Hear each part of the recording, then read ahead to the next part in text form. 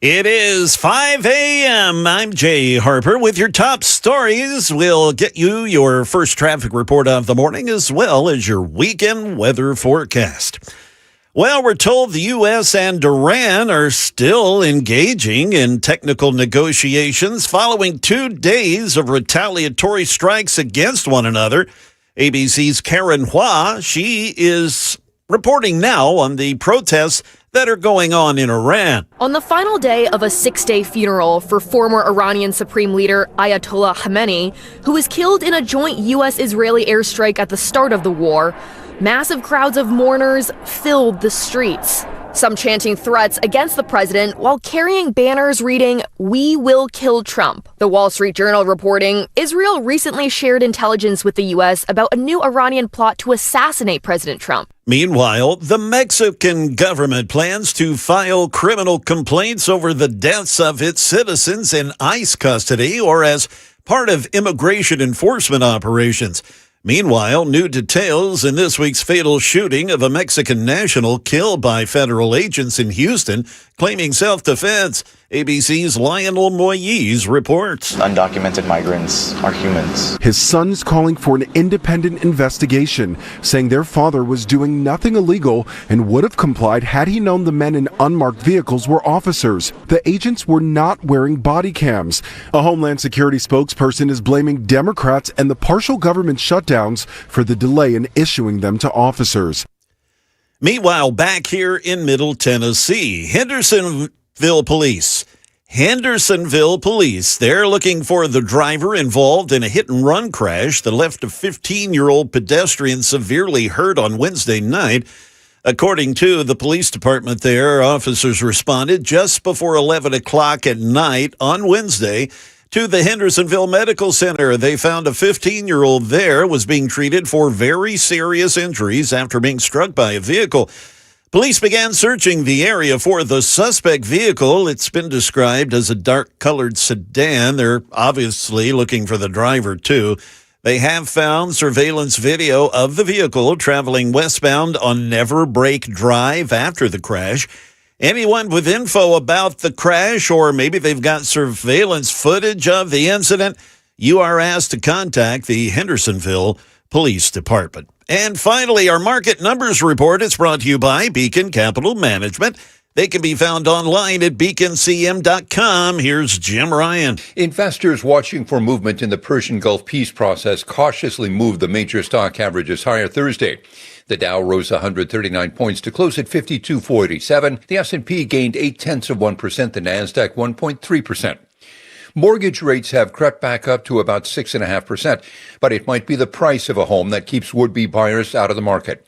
The National Association of Realtors says the median is $440,600. Pressure from Chinese competitors apparently has been too much for Volkswagen to bear. After a meeting of the board of directors yesterday, the German automaker said it plans to slash the number of models that it offers in half. Crispy, crinkled, or steak cut? Today, Friday, is National French Fry Day. Arby's, McDonald's, Wendy's, Carl's Jr., and other restaurants are offering freebies or discounts on French fries through their respective apps. Let's take a look at the stock futures. The Dow, it's up 68. The S&P, it's down 8. The Nasdaq, it's down 125. Brent crude oil at $76 a barrel. That's the latest news. Traffic's next, along with weather. I'm Jay Harper, WTN News.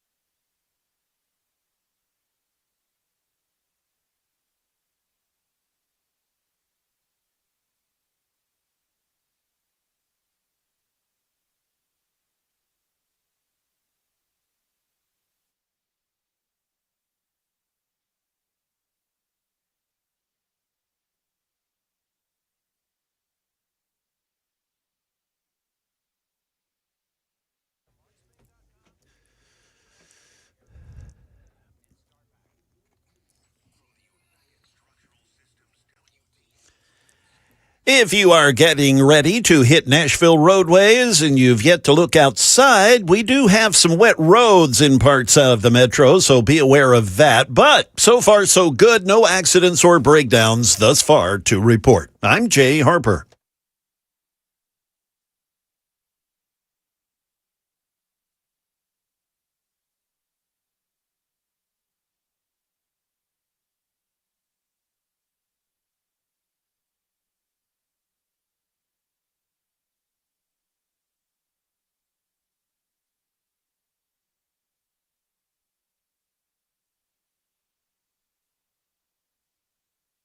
.507, Nashville's Morning News on Super Talk 99.7 WTN. Good morning to you, friends. Hope you are doing well, and welcome on in to a Friday. Jay Harper, thanks for showing up today. Always great to see you. Thank you, Dan, and likewise. And Joan Jones is off today. She's off Monday, so Jay's going to be here for the next couple of days. Don't worry, Joan did not get fired. Or as we like to, or Jay, as we like to say in the industry, Joan Jones did not get I-hearted. What? Correct. Moving right along. That's a joke for the radio friends. And it's not a joke for a lot of people, sadly. It's terrible. iHeart, which is a competing company, I guess, with ours, just laid off, or not laid off, they fired like all kinds of radio people. It is incredibly sad. So anyway, Joan is going to be back here on Tuesday. And if you want to text in, 615-737-9986, 615-737-WWTN. I want to play some audio. Anna Navarro, she is going back and forth. This is, of course, on The View. Illegal immigration. Jay, you were reporting this in your newscast, some of it. But there is a moment on The View where she was asked, because she's talking about all of these illegal aliens that have been killed by ICE, and it got really uncomfortable really quickly on The View. Listen to this. There's been now at least 5 people killed by ICE in the streets of America. Ruben Rey Martinez, they killed him, young man, they killed in San Padre Island in Texas. Silverio Villegas Gonzalez, Keith Porter, they killed him in LA. Renee Good and Alex Preddy, they killed them in Minnesota. And now Lorenzo Salgado Araujo. There's been over. Do you know the names as well of Americans who've been killed by illegal immigrants? Do you have that list? I know some of the. I know some of the names. I don't have the list, but I do know some of the names. What are their names? What are some of their names? I love that last part. I don't know if you heard that, but I'm going to play that. I'm going to pull the audio up a little bit so that you can hear the absolute disgust that Anna Navarro is being called out. So the question was, Anna Navarro, do you know any of the names of Americans that have been killed by illegal aliens? Yeah, not a one. So I don't know how much of that you could even understand with Anna Navarro's audio, because she's got the really, heavy accent. And so I had to actually do quite a bit of work trying to decipher what in the world Anna Navarro was saying. But basically what she is saying is that you got 5 illegal aliens or 5 people that have been killed by ICE, 3 that were illegal aliens and 2 that were Americans, of course. She mentioned Alex Preddy. She mentioned Renee Good, Lorenzo Salgado Araujo, Ruben Rey Martinez, and Silverio Villegas Gonzalez, right?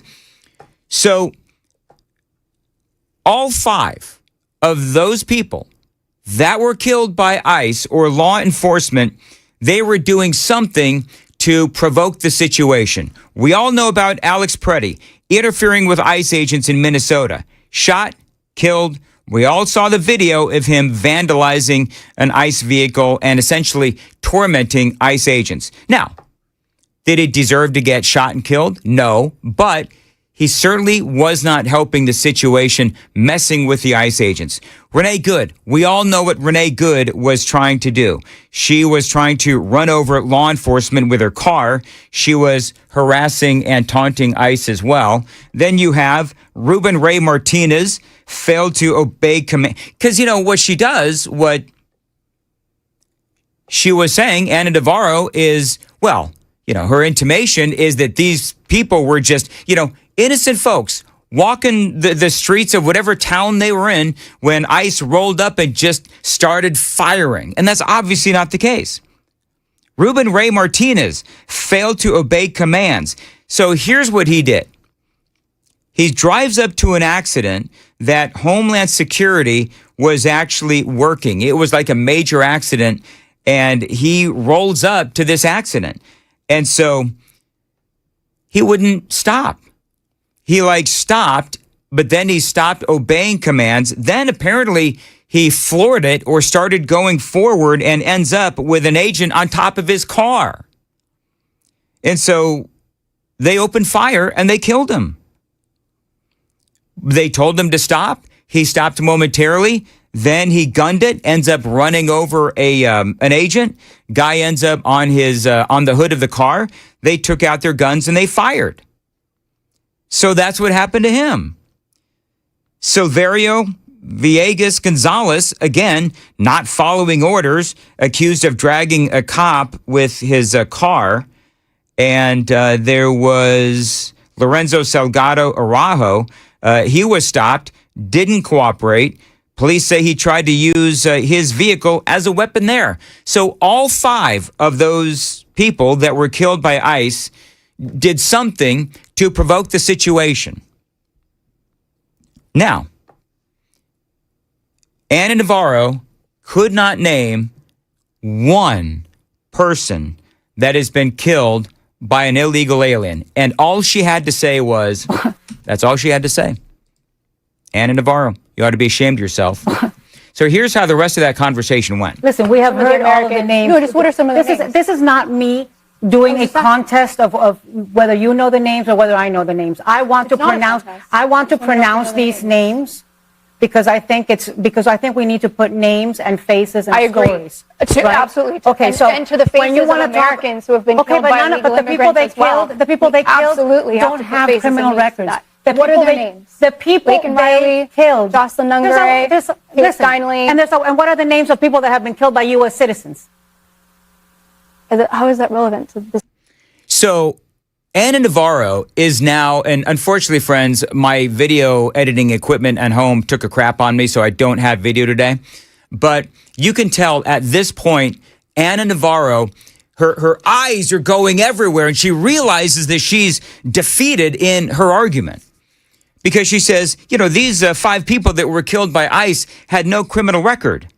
Well, I would ask Ana Navarro this question. Did Laken Riley have a record? No. Did Larisha Thompson, murdered by 6 illegal aliens in South Carolina? Because you see, Ana Navarro doesn't know these names, but we do, friends. We do. You know what Larisha Thompson was doing? So I just went through these 5, right? I just went through these 5 people killed by ICE and what was going on when they were killed by ICE. They were provoking the situation one way or another. They were using their vehicle as a weapon. All right, so that's what they were doing. I just went through all 5. You want to go through what these 5 women that were killed by illegal aliens, do you want to go through what they were doing? Laken Riley was jogging. Larisha Thompson, murdered by 6 illegal aliens in South Carolina, she was driving. These 6 tried to carjack her. They ended up murdering her. Rachel Marin was jogging. Jocelyn Nungare, that was the 13-year-old that snuck out of her house and was trying to get to Houston, ended up meeting up with these wrong guys from Venezuela. They ended up killing her. And then Sheridan Gorman was walking. That's what they were doing. So Ana Navarro seems all hurt because the other person on The View is trying to say, listen, if you want to pronounce these names, knock yourself out, but we are going to call you out on your absolute hypocrisy because while you're talking about these 5, what do you have to say about these women that were killed by illegal aliens? And I had Sam look it up. I mean, you've got hundreds of people that have been killed by illegal aliens, and Ana Navarro doesn't know one? The other fun statistic here is since ICE was founded in 2003, 4 American citizens have died as a result of lethal force by ICE. Somewhere between 30 and 50 illegal immigrants have died since 2003 of force by way of an ICE agent. However, the number that people keep coming back to is since 2003, 20+ thousand Americans have been killed or have died at the hands of an illegal immigrant. In Texas alone, since 2003, there have been over 1,000 homicide convictions where an illegal immigrant was the perpetrator. So in Anna Navarro, of those 20,000, she can't even come up with Laken Riley, which, there was legislation that was drawn up for her. And so then she has the audacity to say, well, the five people that were killed by ICE had no criminal records. Okay. Would you like to know if Laken Riley or Larissa Thompson or Rachel Marin or Jocelyn Nungary or Sheridan Gorman, did they have a criminal record? No, they didn't. So Anna Navarro is just this whole thing where she gets on and she's on The View and look, if she wants to do the heavy Mexican accent so nobody knows what the heck you're saying, you go right on ahead.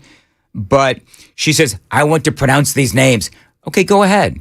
And she did. But when somebody calls her out on not knowing the Americans, any Americans killed by illegal aliens, she gets all flustered.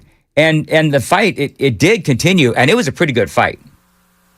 How is that relevant to this? Well, you want to start talking about people who've been killed, then let's start talking about people who've been killed in this country. So there's a hell of a lot more people that have been killed by U.S. citizens than people who have been killed by illegal aliens. And that's not what we are talking about right now. We are talking about a government agency that is out of control, killing even American citizens, killing immigrants without a criminal record, that are not the targets of the investigation, lying about it as they have done, and there being no full investigations and accountability. So she didn't say anything about, because in these instances that I saw, there were a couple of incidents where the guys that were killed were not the targets of the investigation, but they still weren't following orders. Hey, Jay, if you're pulled over by law enforcement, what do you do? If you're pulled over by law enforcement, what do you do, Jay? Oh, gosh. For me, hands on the steering wheel, 10 and 2, in full view of the officer. Yep. And then comply with his instructions. Same here. If I'm pulled over by a police officer, that is exactly what I'm going to do. And one of the things that Anna Navarro said, it was so dumb. I don't know if you heard it, but because it all goes by pretty quickly. But she said, how many American citizens have been killed by other American citizens? And the woman who she was debating with is like, what does that matter? It didn't matter. She's just, as I said, Navarro she starts getting desperate because she knows that she has been caught not even able to name one woman or person that is an American that was killed by an illegal alien. So she gets called out, deservedly so. And it's like, okay, well, you know what? If you want to compare the names of Alex Preddy and Renee Good and Lorenzo Salgado Araujo and Ruben Ray Martinez and Silverio Villegas Gonzalez, if you want to compare those names to Laken Riley and Larissa Thompson and Rachel Marin and Jocelyn Nungary and Sheridan Gorman, I can do that all day long. One of these guys, he was in this country for like 35 years. It is incredibly sad. You know what's also sad? He wasn't cooperating with ICE when they tried to pull him over. You see, a lot of these guys would still be alive. They would still be alive today if they had just followed orders from ICE. Can I ask this question? Laken Riley, Larissa Thompson, Rachel Marin, Jocelyn Nungary, and Sheridan Gorman, they didn't have the opportunity to still be alive. They were murdered in cold blood. Preddy, Good, and these other three, they were given the opportunity to survive. All they had to do was keep their protest, or whatever you want to call it, over there on the sidewalk. All they had to do was not try to run over a law enforcement officer with their vehicle. That's all they had to do, man. And that protection extends to you and me as citizens, especially in this state. If if someone is to use their vehicle in a way that we feel, hey, they're going to try and run us over, it's not just law enforcement that gets to draw their weapon and protect themselves with it. Very true. So it's not like they're getting a special, he was just in his car. Why'd they have to shoot? If it was you or me on the street and someone was trying to run us over, we would have every right to stand our ground and eliminate the threat. So ultimately, I think Ana Navarro, by the way, is being called out by obviously a lot of conservatives. I'm sure that there's a lot of people that are in her corner as well. But I thought that whole conversation where she just got all, flabbergasted and rolling her eyes and, really? You want me to name Laken Riley and Larisha Thompson and Rachel Marin and Jocelyn Nungery and Sheridan Gorman? You really want me to say their names? Well, listen, if you're going to want to go and, as she said, pronounce all of these names of people that were killed by law enforcement agents and ICE, well then, I don't think it's too much to ask to know the names of these 5 cases that got a lot of media coverage, as they should. When she wants to use her accent, what I just can't help but think of? From South Park. Thank you. Is that going to get me kicked off of YouTube today? Not at all. Are you sure? It's not a real song. Okay, good. It's in a TV show. Good. All right, anyway, it is 5:23, Super Talk 99.7 WTN. By the way, Super Text line is open, 615-737-9986. Yes, indeed, you can watch us on YouTube. You can watch us on Facebook, Rumble, 997WTN.com, and we are on the Super Talk TV. It is running today, and also you can listen to us on the radio and anywhere you stream. Pick up the podcast after the show anytime you want. Jay's got the news at 5:30. Jay, what do you got? Yes, sir, Dan. Despite retaliatory strikes between the U.S. and Iran, negotiations are apparently continuing. We'll have the latest. Also, an accused vandal of the reflecting pool in D.C. appears in court. And we've had a shootout on Thompson Lane overnight here in Nashville. We'll report that as well. That's all coming up at 5:30 on Super Talk 99.7 WTN.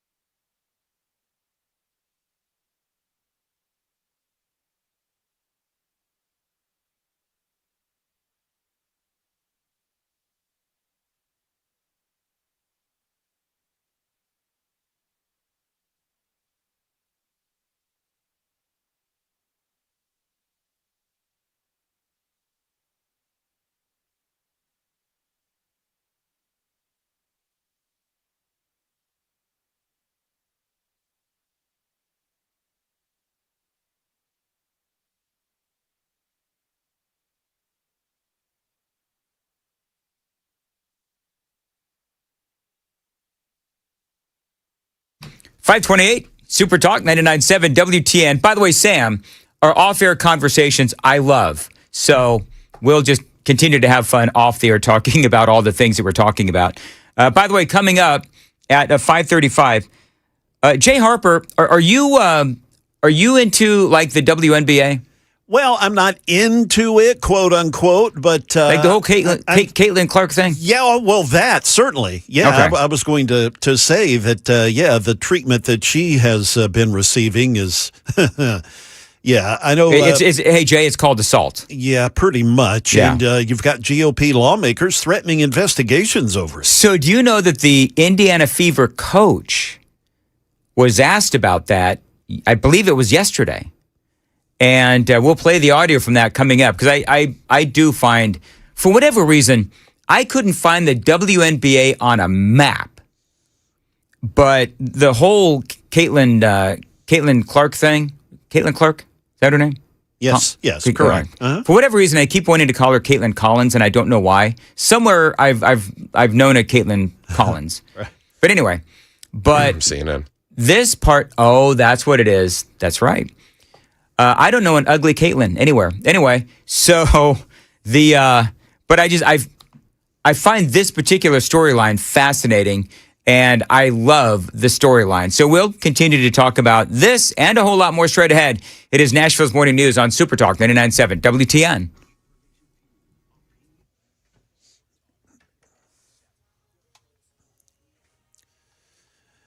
It's 5:30. I'm Jay Harper with your top stories. We've got traffic and weather. I can tell you real quick, 40 westbound before the Elm Hill Pike overpass. You've got a crash there blocking the left 3 lanes. And at 5:30 in the morning, you've got a heck of a mess in traffic right there. So just giving you a heads up.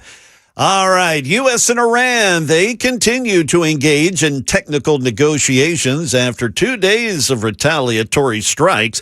ABC's Karen Hua, she reports on new security concerns. Street Journal reporting, Israel recently shared intelligence with the U.S. about a new Iranian plot to assassinate President Trump. At the NATO summit in Turkey earlier this week, Trump spoke about Iranian threats against him. They want to take out the U.S. leader, me. I'm on every list. Those comments came shortly before the president departed Turkey in the older Air Force One plane, instead of the newly retrofitted jet gifted by Qatar. Earlier this week, sources told ABC News the Secret Service urged the president to make the switch. A not guilty plea from the Olympic canoeist who's been charged with felony destruction of property at the Lincoln Memorial Reflecting Pool. 67-year-old David Hearn appearing in court in D.C. yesterday. ABC News reporter Alex Mullen takes us inside the courtroom on ABC's Start Here podcast. This is not a person who was per se on President Trump's enemies list. Right. Instead, these attorneys argue that he's basically an outlet for the administration's embarrassment over their handling of the reflecting pool. And I think that is what they're going to try and center this case on. As his attorney said yesterday in court, they expect to really push the administration for a vast amounts of discovery, which they say will be key to proving that their client is being vindictively prosecuted as a result of the administration's failures with respect to the reflecting pool renovations. In an interview with ABC News right after his arrest, Hearn insisted he only touched a loose piece of blue liner at the reflecting pool and didn't rip or tear anything. Prosecutors have charged Hearn with felony destruction of property, a crime that's punishable by up to 10 years in the slammer. An investigation is underway after a shootout along Thompson Lane in South Nashville overnight. Nearly a dozen Metro police vehicles responded to the 500 block of Thompson Lane near the Railway Tunnel Bridge. This was actually at about 8:30 last night. According to Metro Police, an exchange of gunfire happened in a parking lot during a drug transaction. Everyone involved in the shootout took off from the scene by driving off or running away. No victims have been found yet. Police are still investigating. No info is currently available. That's the latest news. Again, we'll update you on traffic. We'll get you this wet weather forecast. That's all next. I'm Jay Harper, WTN News.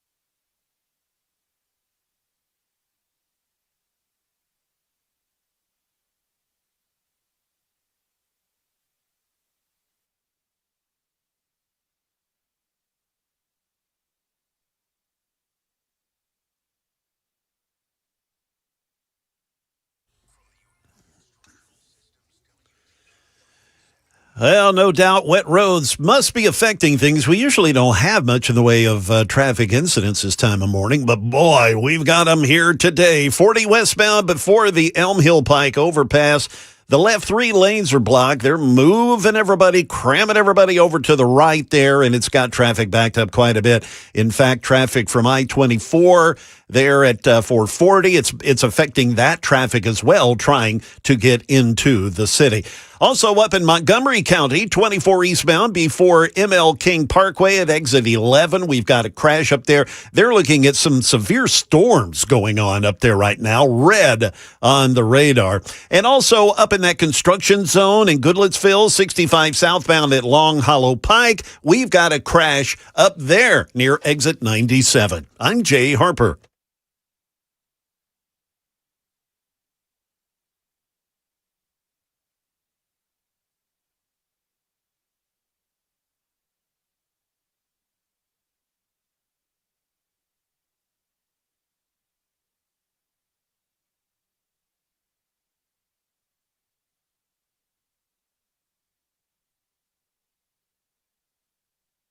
.538, Nashville's Morning News on Super Talk 99.7 WTN. I've been well danned by a listener like you wouldn't believe. So, Jay, we're talking about the various Caitlins in my mind. Caitlin Collins and Caitlin Clark. And then I said, apparently I've got a bunch of Caitlins in my mind. I've never, met or thought of an ugly Caitlin. Well, when you said that, I thought of... let's just say a former Olympic athlete. Caitlyn Jenner. Yes. 0152 says, so you haven't met an attractive Caitlyn? How about Caitlyn Jenner? Oh, my. You know what? That's pretty funny, actually. You know what you ought to do, Jay, when you see Johnny again, because you do a great podcast with Johnny. I'll be seeing Johnny next week. Ask Johnny about the day that Caitlyn Jenner was on the cover of, I don't know if it was Time Magazine or Cosmo, whatever it was. It was Vogue. Was it Vogue? And I was filling in that day for Phil Valentine. And he and I had the funniest conversation about if you were drunk and you saw Caitlyn Jenner in a bar, would you be able to tell the difference if the lights were low? Yes. You would be, is it because of the ad? Now, I'm going to be honest with you. I haven't really paid much attention to Caitlyn Jenner or Bruce Jenner for that matter, but because I don't like the whole Kardashian scene. But if Bruce Caitlyn was all gussied up, the Adam's apple though is still there, right? Is that the? All right. I mean, I'm pretty sure most people in that position get it like shaved down, but it's still noticeable. Shaved down? Yeah. Ouch. Yeah. Why would you do, well, to make it less prominent. I'm like, why would you do that? I don't know. Why are you having your genitals cut off and going through, all this other stuff? So, and a shaved down Adam's apple is like the least of the things that they need to do. I'm just saying you'd have to be relatively schmammered. You'd have to be off the juice, as the kids say. Gosh. Because, man, there ain't enough hooch in the world. Yeah. For me. Yeah. Mm-mm. And Jenner still has legs like Bruce Jenner. Yeah, I was about to say. And is 6'2". Yeah.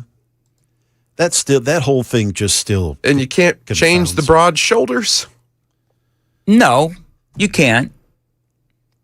Listen, from what I understand, Bruce has now gone all the way.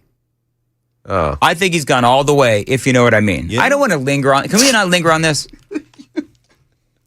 There's other things that I want to talk about. For example, real quick. So Mexico, I heard you talk about this in your newscast, Jay.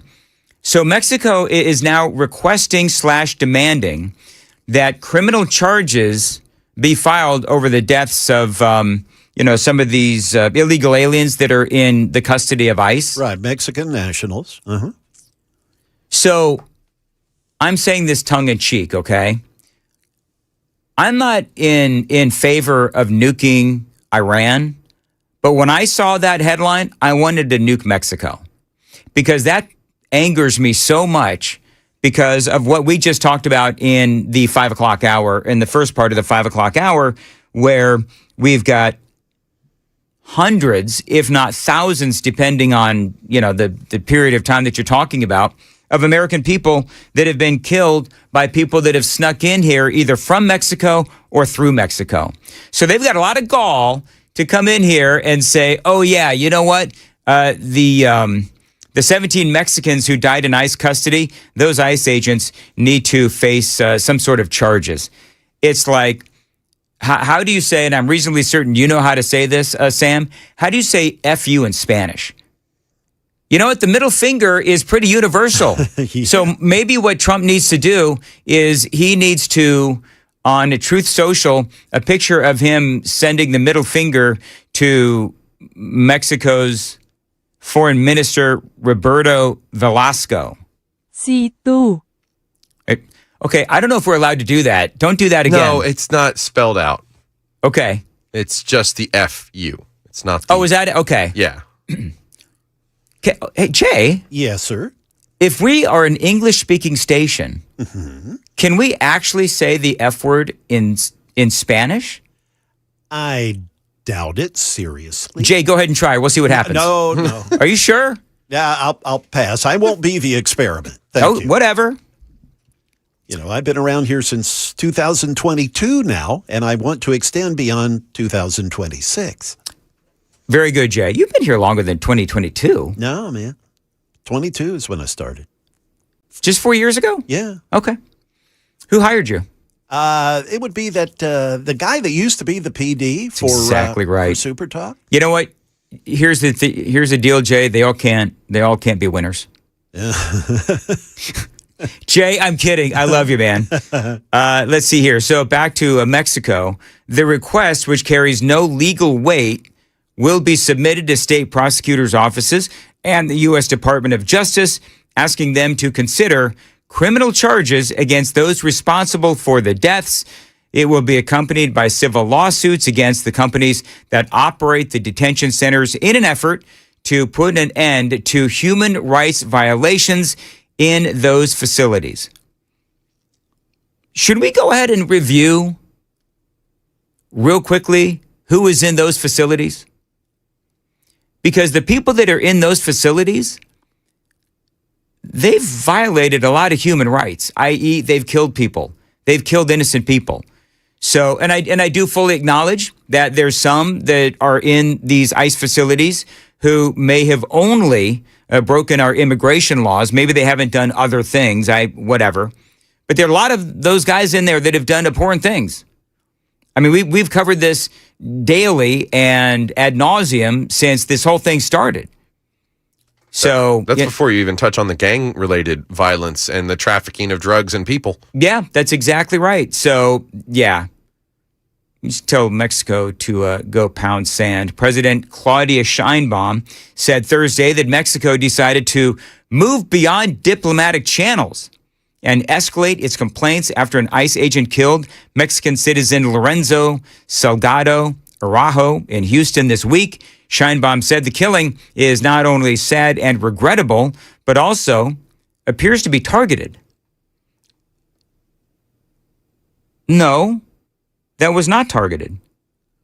Police say that he tried to use a vehicle as a weapon against the cops. So I don't know where she gets that from. Now, if you believe the law enforcement, and maybe you choose not to believe the law enforcement, but I choose to believe the cops, whatever. And if Mexico, if this is the way that they want to play, then I think that we should start bombing the hell out of the cartels in Mexico, because it is my opinion that Claudia Sheinbaum, the Mexican president, works hand in hand with those drug cartels. So if they want to start, messing around with us, let's go ahead and let's do that. Let's go ahead right now, because Jay, I want to, and Sam, I know you guys have it in front of you. I want to be cognizant of the traffic problems that we have so early this morning, because usually the roads are pretty clear at 5:46 on a Friday morning. Yeah, not the case today. Yeah, so can you go ahead and rattle those off again, Sam or Jay? Well, yeah, I've got it right here, Dan. They've actually closed I-40 westbound now between exits 213A and B and 212. That's around Fessler's Lane, Hermitage Avenue.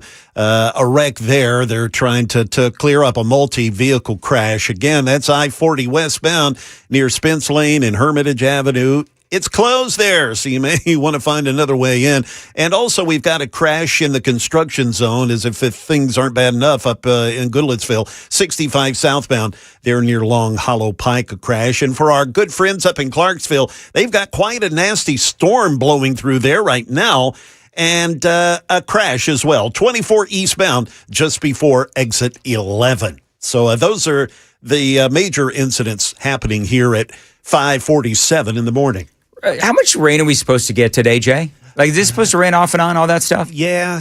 I mean, there's a good line of storms that is pretty well headed right for us. Again, at the moment, Clarksville and up the Tennessee-Kentucky border getting the brunt of it at the moment. All right, very good. We'll continue to watch the weather and all that other stuff. All right, thank you, Jay. All right, so the whole thing with Caitlin Clark. So apparently the coach from the Fever was asked about this. And this is, by the way, the first time hearing about it, Jay, was your report on this, where several members of Congress have now sent letters to the WNBA asking them, what exactly did the letters entail? Well, actually, the House Republican Study Committee, they got a committee for everything. But, sure. There is, a Republican Congressman in Texas, August Pfluger. He has sent a letter calling for greater accountability from the WNBA as to just not allowing Caitlin Clark to, as you were saying earlier, be assaulted.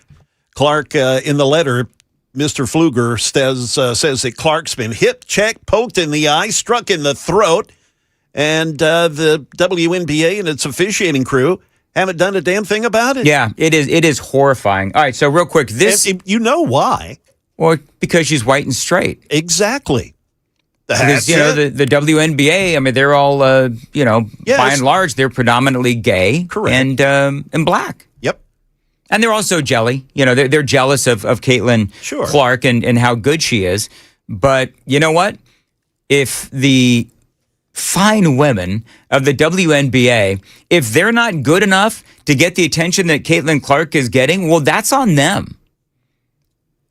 That's on them. And if they are jealous because she is getting all the attention, okay, well then why don't you play better? Why don't you try to make a name for yourself by doing something other than assaulting the biggest star of your league, which is Caitlin Clark. So this is the Fever head coach, Stephanie White, refusing to address the letter sent by several members of Congress to WNBA Commissioner Kathy Engelbert about the treatment of Caitlin Clark by other players and whether it is racially motivated. Listen to this. Coach, several members of Congress sent a letter this week to Commissioner Engelbert.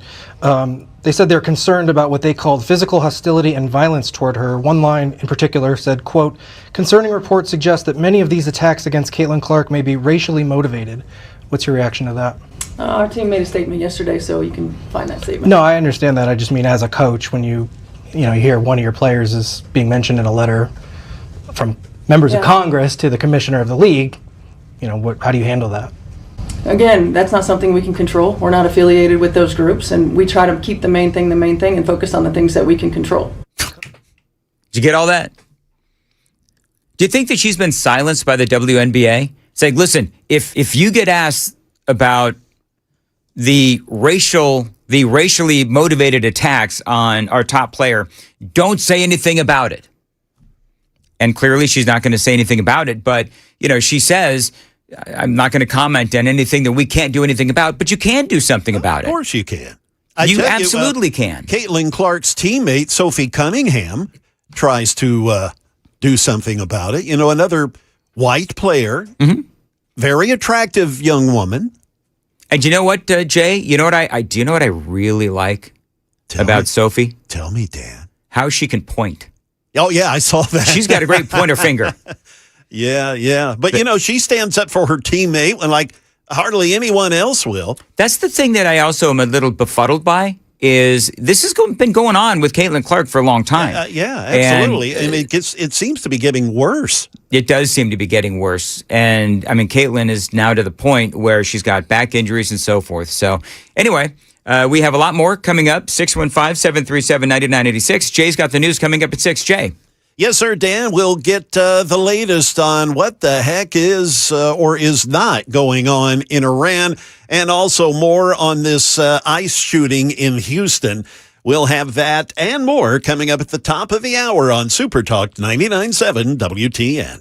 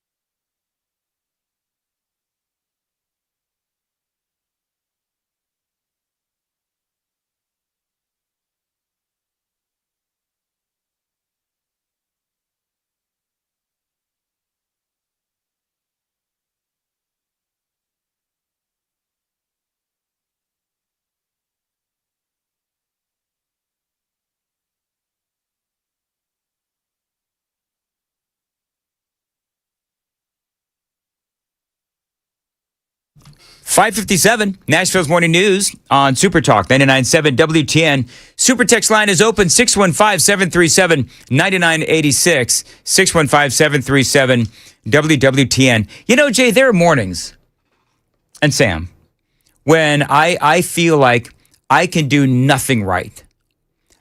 But I've gotten some great news from someone on the super text line. Oh, okay. Share, please. Apparently, the one thing that I've been able to get right this morning is being evil. Oh. Like I am the personification, apparently, of evil from one of these super texters. Dan, you are many things, but evil, not one of them? Well, here's the great thing, Jay, is that I've chosen this morning not to engage the stupid. Ah, there you go. That's what I've decided to do. Yes, so you are doing something right. I've been called homophobic. I've been called racist. I've been called, the personification of evil. Weaponized incompetence. No, that was Amy. And by the way, he also started and by the way, it's all good. We're all friends here, 2242. He also says, Dan, have you listened to yourself? Now, you always know when somebody says that it's never going to be because you're really good at what you do and doggone it, people like you. Nobody ever says that when the first words are, have you listened to yourself? By the way, Sam, he also calls you a sissy. Oh, come on. No, I'm so offended. Right? My sensibilities. I think Sam is going to be checking himself marked okay from being offended by 2242, calling Sam a sissy. Yeah. But listen, I appreciate that he is listening because he says keep your enemies closer. That's why he loves listening to Nashville's Morning News and yours truly. So 2242, I'm going to go ahead and I'm going to do you a favor, and I'm going to keep up that whole personification of evil thing because clearly it's working for you. Jay, do you think I'm the personification of evil? No, as I said earlier, you good. Many things, but that ain't one of them. Okay, so here's what's really going on. And then, by the way, coming up in the 6 o'clock hour, straight up, we are going to talk about J.D. Vance and his plans for the presidency, a fascinating article from the Daily Mail.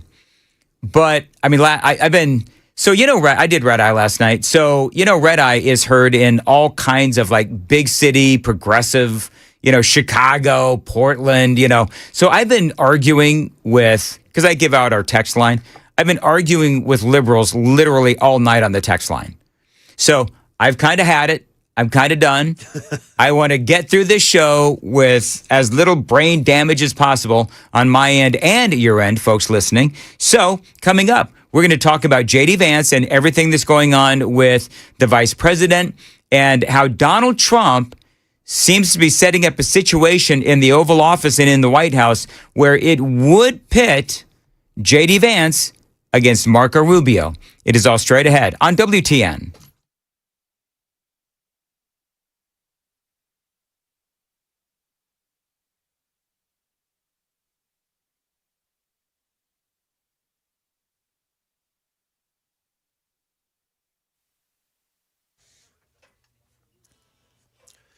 It is 6 a.m. I'm Jay Harper with your top stories. We've got some pretty severe storms popping through our listening area, particularly up in Robertson County, up around Springfield, Clarksville, etc. So if you were just making your way out, be warned. Yeah, it's got some pretty severe storms out there. So just be aware. The county prosecutor in Houston says he's launching an investigation into this week's killing of an undocumented immigrant by ICE agents separate from the federal investigation. ABC's Jim Ryan says there are striking similarities between the Houston case and January's killing of Renee Good in Minneapolis. A person in a vehicle is shot to death by ICE officers who claim self-defense. In Minneapolis, Hennepin County has navigated that as well as I think can possibly be expected. Harris County DA Sean Tier tells Houston Public Media that as he investigates the shooting of Lorenzo Salgado Araujo, we've already leaned on them and will continue to lean on them. His counterpart in Minneapolis is in a legal fight over access to evidence in the Renee Good case. Reports are that the U.S. and Iran are still talking, even though they're still shooting at each other in Tehran. ABC's Karen Wah is reporting on protests that are happening in Iran. On the final day of a 6-day funeral for former Iranian Supreme Leader Ayatollah Khamenei, who was killed in a joint U.S.-Israeli airstrike at the start of the war, massive crowds of mourners filled the streets. Some chanting threats against the president while carrying banners reading, "We will kill Trump." The Wall Street Journal reporting, Israel recently shared intelligence with the U.S. about a new Iranian plot to assassinate President Trump. Market numbers. We've got the report. It's brought to you by Beacon Capital Management. They are online at beaconcm.com. Let's check in with Jim Ryan. Investors watching for movement in the Persian Gulf peace process cautiously moved the major stock averages higher Thursday. The Dow rose 139 points to close at 52,487. The S&P gained 0.8%. The Nasdaq 1.3%. Mortgage rates have crept back up to about 6.5%, but it might be the price of a home that keeps would-be buyers out of the market. The National Association of Realtors says the median is $440,600. Pressure from Chinese competitors apparently has been too much for Volkswagen to bear. After a meeting of the board of directors yesterday, the German automaker said it plans to slash the number of models that it offers in half. Crispy, crinkled, or steak cut? Today, Friday, is National French Fry Day. Arby's, McDonald's, Wendy's, Carl's Jr., and other restaurants are offering freebies or discounts on French fries through their respective apps. Let's go ahead and check out the stock futures before the opening bell. The Dow, it's up 103. The S&P, though, down 0.5, and NASDAQ is down 97. That's the latest news, traffic, and weather coming up. I'm Jay Harper, WTN News.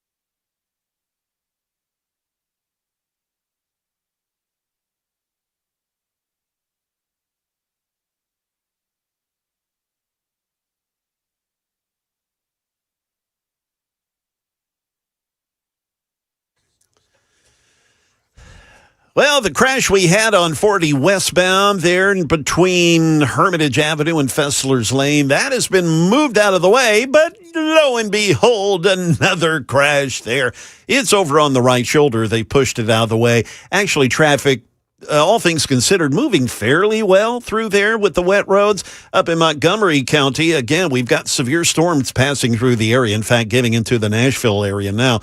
Gallatin also getting pounded right now. Anyway, 24 eastbound just before exit 11. Crash up there to be aware of. I'm Jay Harper.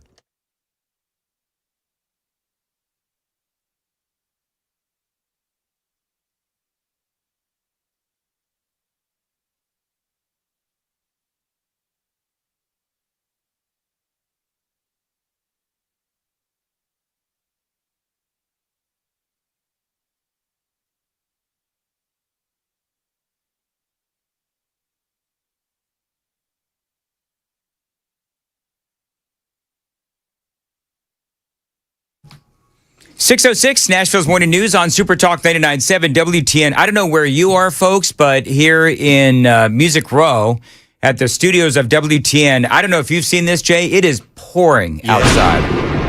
Yes, it is. And that line of storms, as I mentioned, really up through Gallatin and that area. So, yeah, it's and looking at this line of storms, it goes all the way back to Memphis. So it's going to be So coming at us is for it a basically going to be raining like this all day? I don't think so. It is expected, this moisture expected to get out of here sometime this morning. But pretty severe,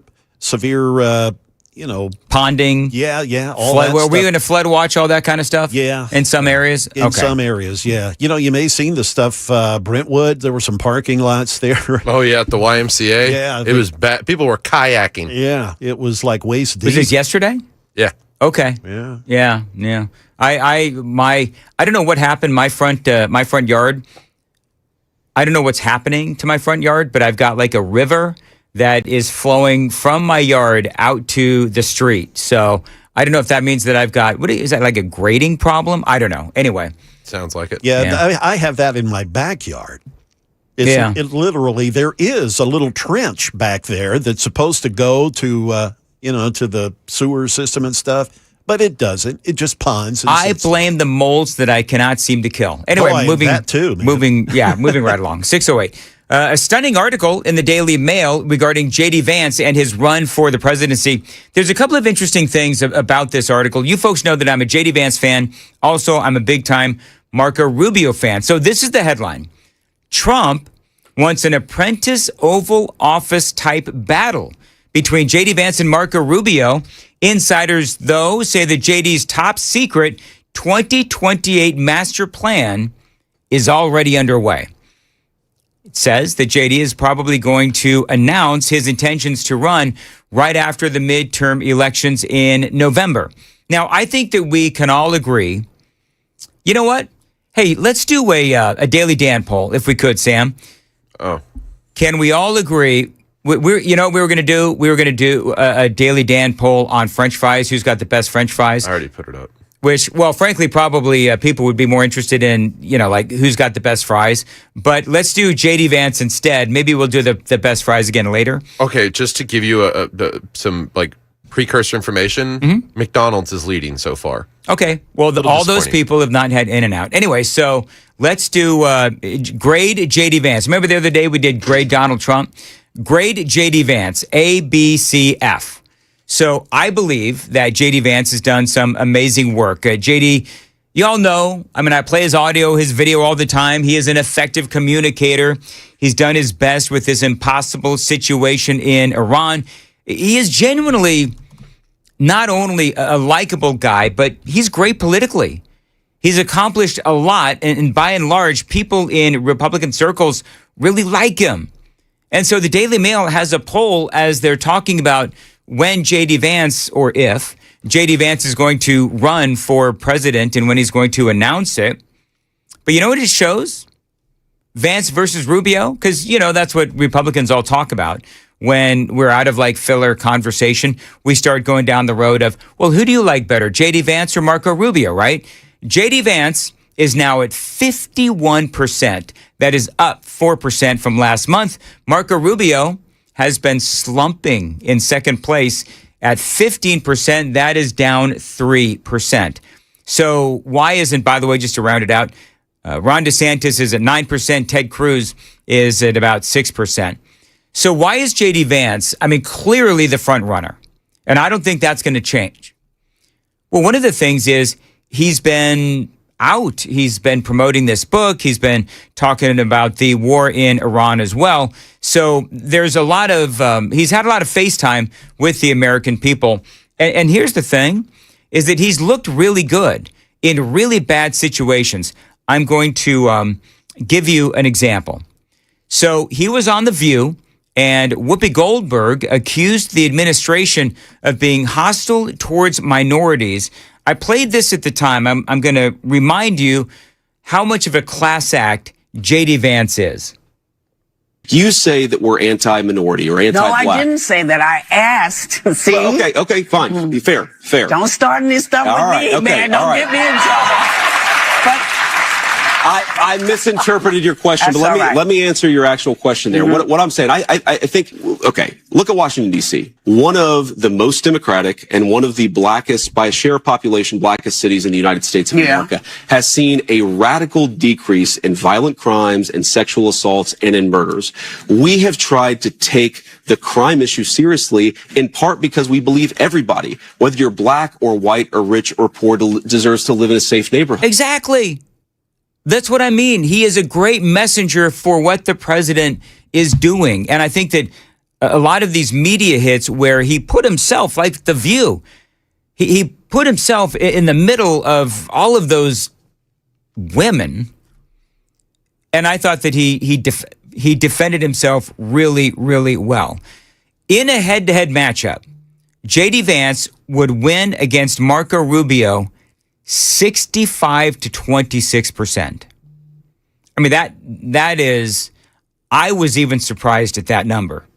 Now, more numbers. Navigator Research, a Democrat-aligned firm, shows J.D. Vance also ahead of Rubio in net favorability, 62 to 51% over Marco Rubio. Remember that one of the things that Donald Trump has been saying is that he really likes J.D. Vance, but he also really likes Marco Rubio. It was interesting because the article pointed out that President Trump gets along far better with Marco Rubio. And he's got a good relationship with J.D. Vance, but President Trump, he just gets along better with Marco Rubio. They can talk about sports and, you know, they are, I believe, more aligned politically. But Donald Trump believes that J.D. Vance is the guy for the job. But the thing that he wants, though, because, you know, we all remember The Apprentice. So basically, Trump wants sort of like an apprentice kind of situation going on in the White House as Marco Rubio and J.D. Vance both vie for the presidency. But here's the thing. J.D. Vance has already got all of that infrastructure, right? It's clear that he's going to run for the presidency. It is clear he's going to run for the presidency. Do you know what Marco Rubio has done, though? Do you know what Marco Rubio has done as he decides whether or not he's going to run for the presidency?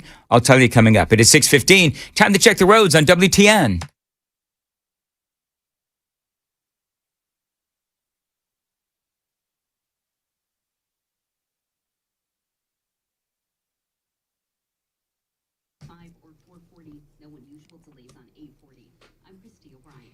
As far as your weather goes, it's going to be, well, a lot of rain today. Today, it's going to feature a high of 90.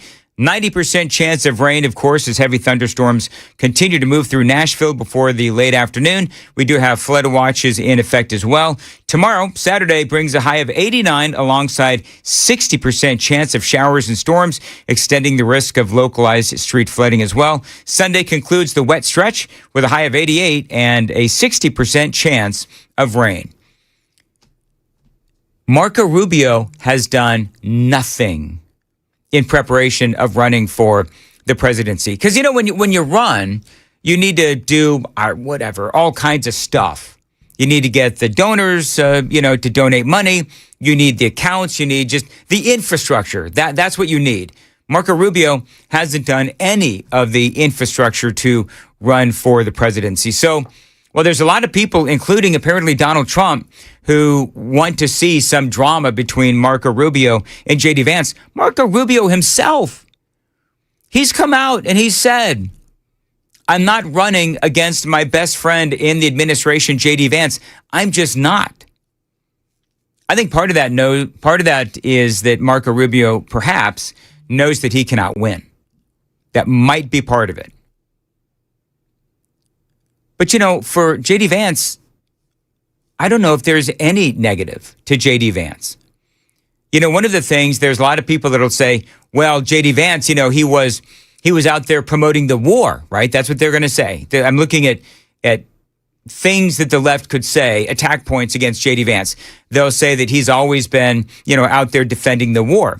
Vance was and is an Iranian war skeptic. He wasn't a fan of what Donald Trump is doing. So if the left tries that, all he's got to do is say, yeah, you know what? I was out there trying to negotiate with the Iranians to put a stop to the war. That's all he has to do.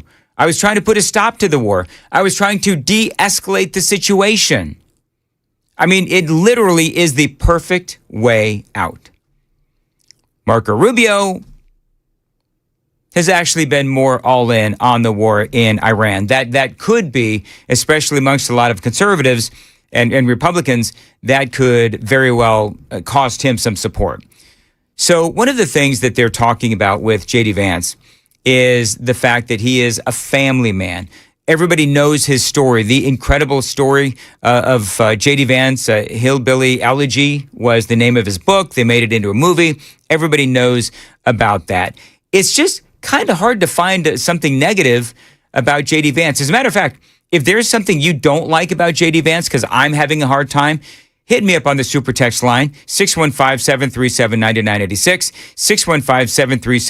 615-737-WWTN. One of the other things that President Trump has done is he has put JD in there as the fraud czar.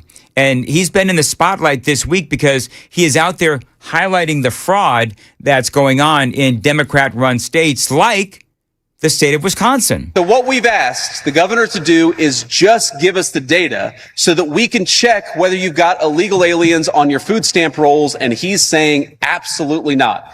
And I think the only plausible explanation for that is that he cares more about protecting illegal aliens than he does the good citizens of Wisconsin. It's a scam, and it has to stop. He is uncovering all, and there's obviously other people as well, but Marco Rubio, he is uncovering the scams. He's the fraud czar. And for the Democrats, you know, people like Tim Walz and Gavin Newsom and some of these other folks, whether we're talking about J.D. Vance, whether we're talking about all the other people, Nick Shirley as well, also somebody who has helped to shine a light on all of that fraud. I think this is really bringing home the competency of a J.D. Vance. I think he's got like $70 million at his disposal already. By the way, Ted Cruz is also, they say, going to run. That is just, nobody is debating that Ted Cruz is going to run, which I wonder if that's why President Trump is kind of floating this idea that Cruz should be on the Supreme Court. Don't know, whatever. Rand Paul, they say, is also going to run. Many say that Ted Cruz and Rand Paul have no chance. Now, here's the last thing on this. The political folks say that JD's story is incredible. I was talking about Hillbilly Elegy earlier. I saw the movie. If you haven't seen it, it is amazing, incredibly compelling story. And it's stories like he just told Mike Rowe on their podcast about what he has overcome after he had to move in with his grandmother. And I love how he talks about his grandma. Man, she was so non-conventional. Right, she was not like a sit at home and knit you a sweater kind of grandmother. She was a woman of very devout Christian faith. She loved the F-bomb. And when she died, we discovered 19 loaded handguns in her house. Wow. Just I know you're a Second Amendment guy, but 19? We figured out, but not just 19, but 19 spread randomly all over her house. And we're thinking to ourselves, obviously we can't ask her because she had died. What the hell did she need with a loaded handgun in the silverware drawer? And why we take realized, why take chances? It's because she couldn't get around that well towards the end of her life. And it sort of hit us. And she wanted to make sure that no matter where she was, if somebody walked into her house in Middletown, Ohio, she had a loaded handgun within arm's reach because she couldn't move around that well. Yeah, remember J.D. Vance, his mom was an addict, and I love how he talks about not only how he was brought up, because America loves an underdog, and America also loves a comeback story. J.D. Vance is both. All right, so the Daily Dan poll, we went ahead and posted it. Grade J.D. Vance, and what are people saying there, Sam? 69% give him an A, 31% give him a B. Nothing lower than that. All right. Wow. So A or a B for J.D. Vance. Okay. I think that's great. It is 6:21 on Super Talk 99.7. Jay has the news coming up at 6:30. Jay, what do you got? Yes, we do, Dan. An investigation now into the fatal ICE shooting in Houston. And also, despite retaliatory strikes in Iran, the negotiations apparently are continuing. And a 40-year-old Florida cold case solved. We'll have those stories at the bottom of the hour on Super Talk 99.7 WTN.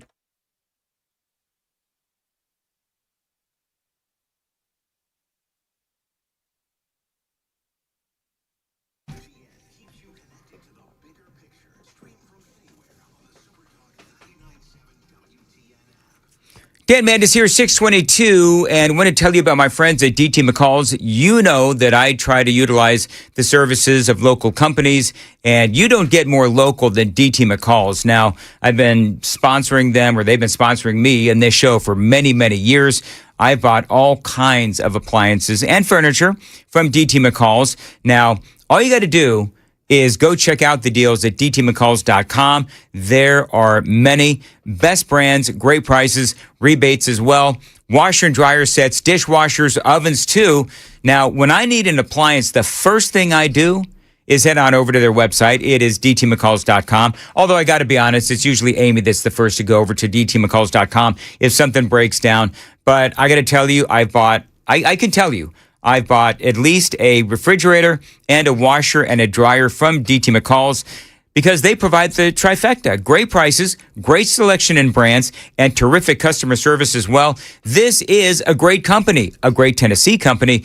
They've been doing business here in Middle Tennessee for a long time. So you've got to check them out. You're going to love them. I can guarantee it. They've been serving Middle Tennesseans for over 100 years, and they'll be around for 100 more. Find them online, dtmccalls.com.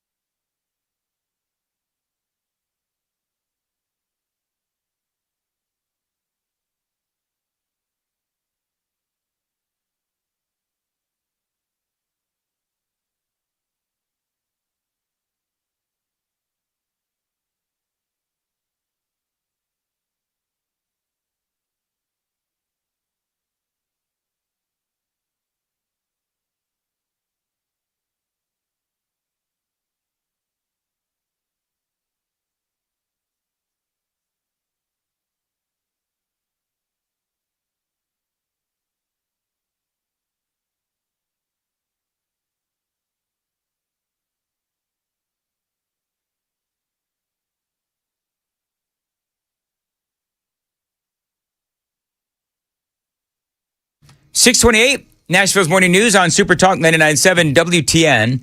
Dan Mandis here. So I asked if there's anything that you folks don't like about J.D. Vance. 6049 says, I don't like that he wears eye makeup.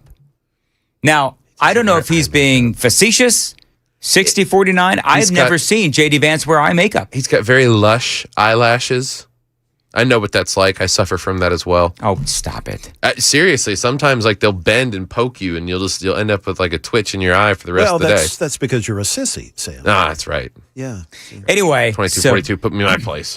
So no one, though, has said that they don't like something substantive about J.D. Vance. Like, no one has said anything. One guy says he doesn't like J.D. Vance because he didn't marry a white girl. He thinks that J.D.'s wife would be another Michelle Obama. I don't believe that at all. And they're saying that Vance, one person, 7670 says, Marco is the workhorse and gets the job done. Vance is a show pony. I don't believe that for a minute. But you know what? I appreciate 7670 chiming in. So, I don't know. Nothing really good and substantive. People don't have an issue with J.D. Vance. And by the way, everybody says, and the article even in the Daily Mail that I was talking about earlier, Daily Mail says Vance Rubio.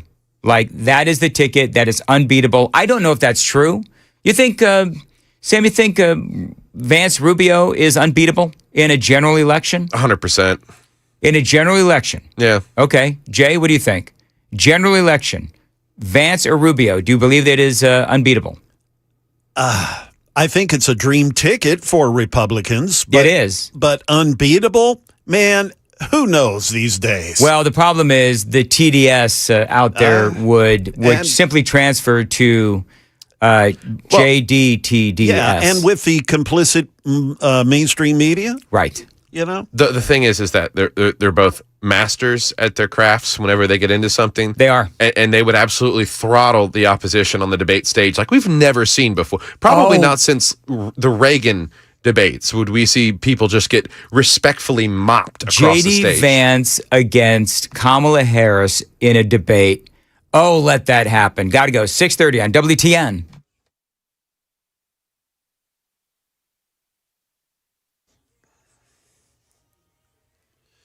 It is 6:30. I'm Jay Harper with your top stories. Boy, we've got some pretty severe storms out there. Be careful. Also, we'll get you a complete weekend forecast as well as traffic here in just a moment. A local investigation now into the fatal ICE shooting of a Mexican national in Houston earlier in the week. ICE claims the husband and father, he fled from police, tried to run over an agent, but his family, they're not buying it. We hear now from Jim Ryan. After meeting with the family of Lorenzo Salgado Araujo, Harris County District Attorney Sean Tier says his office is looking into the possibility that the ICE agents who killed the 52-year-old committed state crimes, including murder. He tells Houston Public Media, "We are going to investigate it, and if someone committed that crime, you don't get to hide behind a badge." Tier says he's at a disadvantage because DHS has control over the evidence. ICE says its agents acted in self-defense after Salgado Araujo tried to run them over in his van. Meanwhile, the U.S. and Iran continued to engage in technical negotiations following 2 days of retaliatory strikes against one another. ABC's Karen Hua reports in D.C.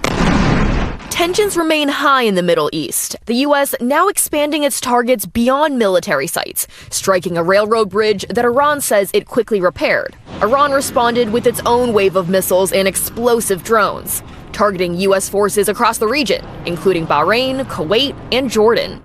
Never give up hope for justice. That message from police in Florida as they announce a 70-year-old man's arrest in a cold case nearly 40 years after a young mother was murdered during what police say was a home burglary. Jacksonville Sheriff T.K. Waters speaking this morning. Many of us carry on our hearts the weight of unsolved homicides. And today, Go Eyes' arrest is a victory for not only the friends and family members who love Melissa Ellison, but the investigators who never stopped believing that justice could and would be served. Back in 1987, police say Melissa Ellison was found dead inside her home. No word yet on how and where 70-year-old Gary Govach was taken into custody.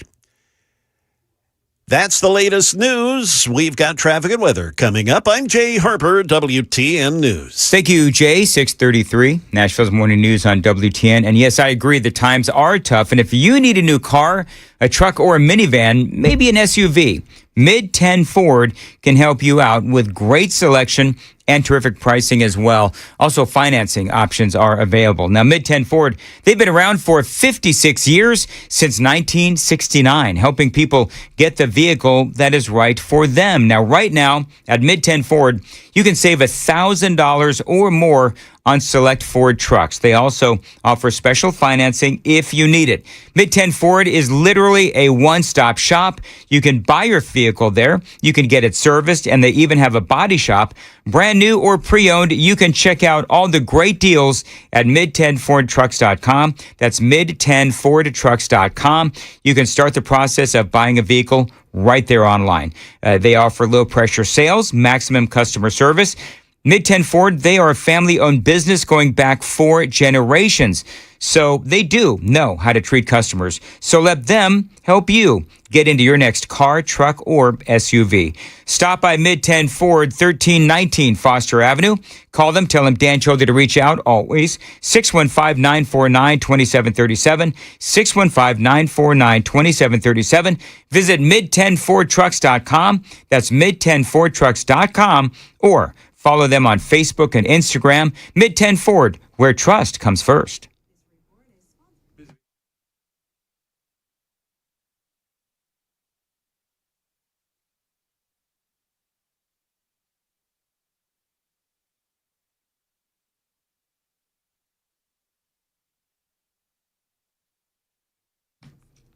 Dan Mandis here. Look, if you want to save some money, my friends at Busy Bee Plumbing, Heating, and Cooling are buzzing with some of the sweetest deals of the season. You buy a select high-efficiency unit, and you are going to get a free air duct fogging and a UV light home treatment to help keep your home's air cleaner and fresher. How about some plumbing deals? You can save $800 on whole home water and drain line replacements, or take $500 off a Halo 5 descaler and a whole home water filtration system. Now, one more cool thing that Busy Bee is doing for the month of July. You join the Beehive Club, you are going to get a free yearly Beehive membership to give to someone in your neighborhood. By the way, if you need some financing, they can help you with 0% financing for 18 months and no interest if paid in full within that time. Great savings, as usual, from Busy Bee HVAC. Call them at 615-775-7833, 615-775-7833. BusyBeeHVAC.com. That's BusyBeeHVAC.com. Offers valid with approved credit where applicable. Restrictions apply. See website for complete details and disclaimers.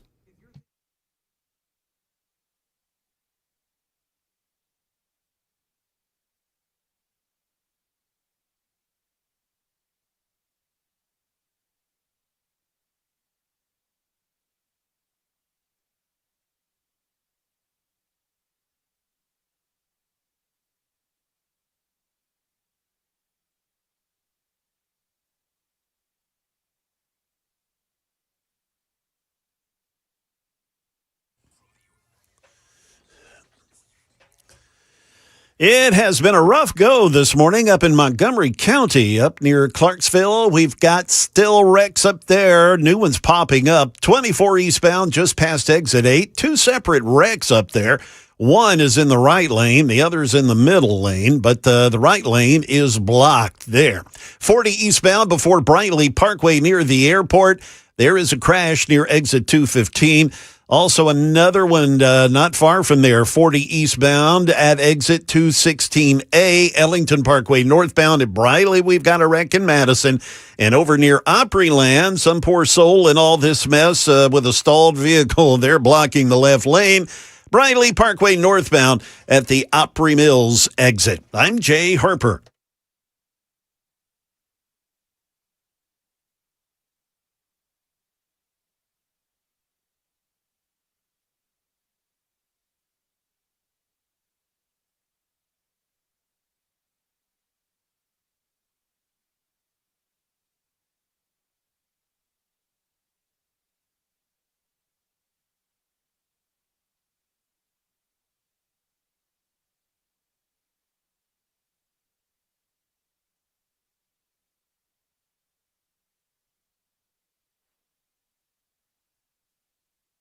638, Nashville's Morning News on Super Talk 99.7 WTN. Super Text line is open, 615-737-9986. Happy Friday, everybody. By the way, Joan Jones, she will be back on Tuesday. Jay's with us today, of course, and also on Monday. Jonathan Fahey is joining us right now on the Newsmaker Hotline. Jonathan, always great to have you on. Former acting director of ICE, among many other things in Trump's first administration. Jonathan, I want to play a piece of audio for you.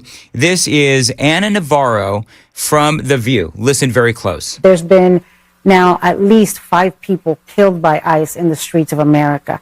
Ruben Rey Martinez, they killed a young man, they killed in San Padre Island in Texas. Silverio Villegas Gonzalez, Keith Porter, they killed him in LA. Renee Good and Alex Preddy, they killed them in Minnesota. And now Lorenzo Salgado Araujo. There's been Do you know the names as well of Americans who've been killed by illegal immigrants? Do you have that list? I know too? some of the names. I don't have the list, but I do know some of the names. What are their names? What are some of their names? I don't know, Jonathan, if you heard that, especially the last part where she is really being pressed on it, and all Anna Navarro could come up with is that's all she had.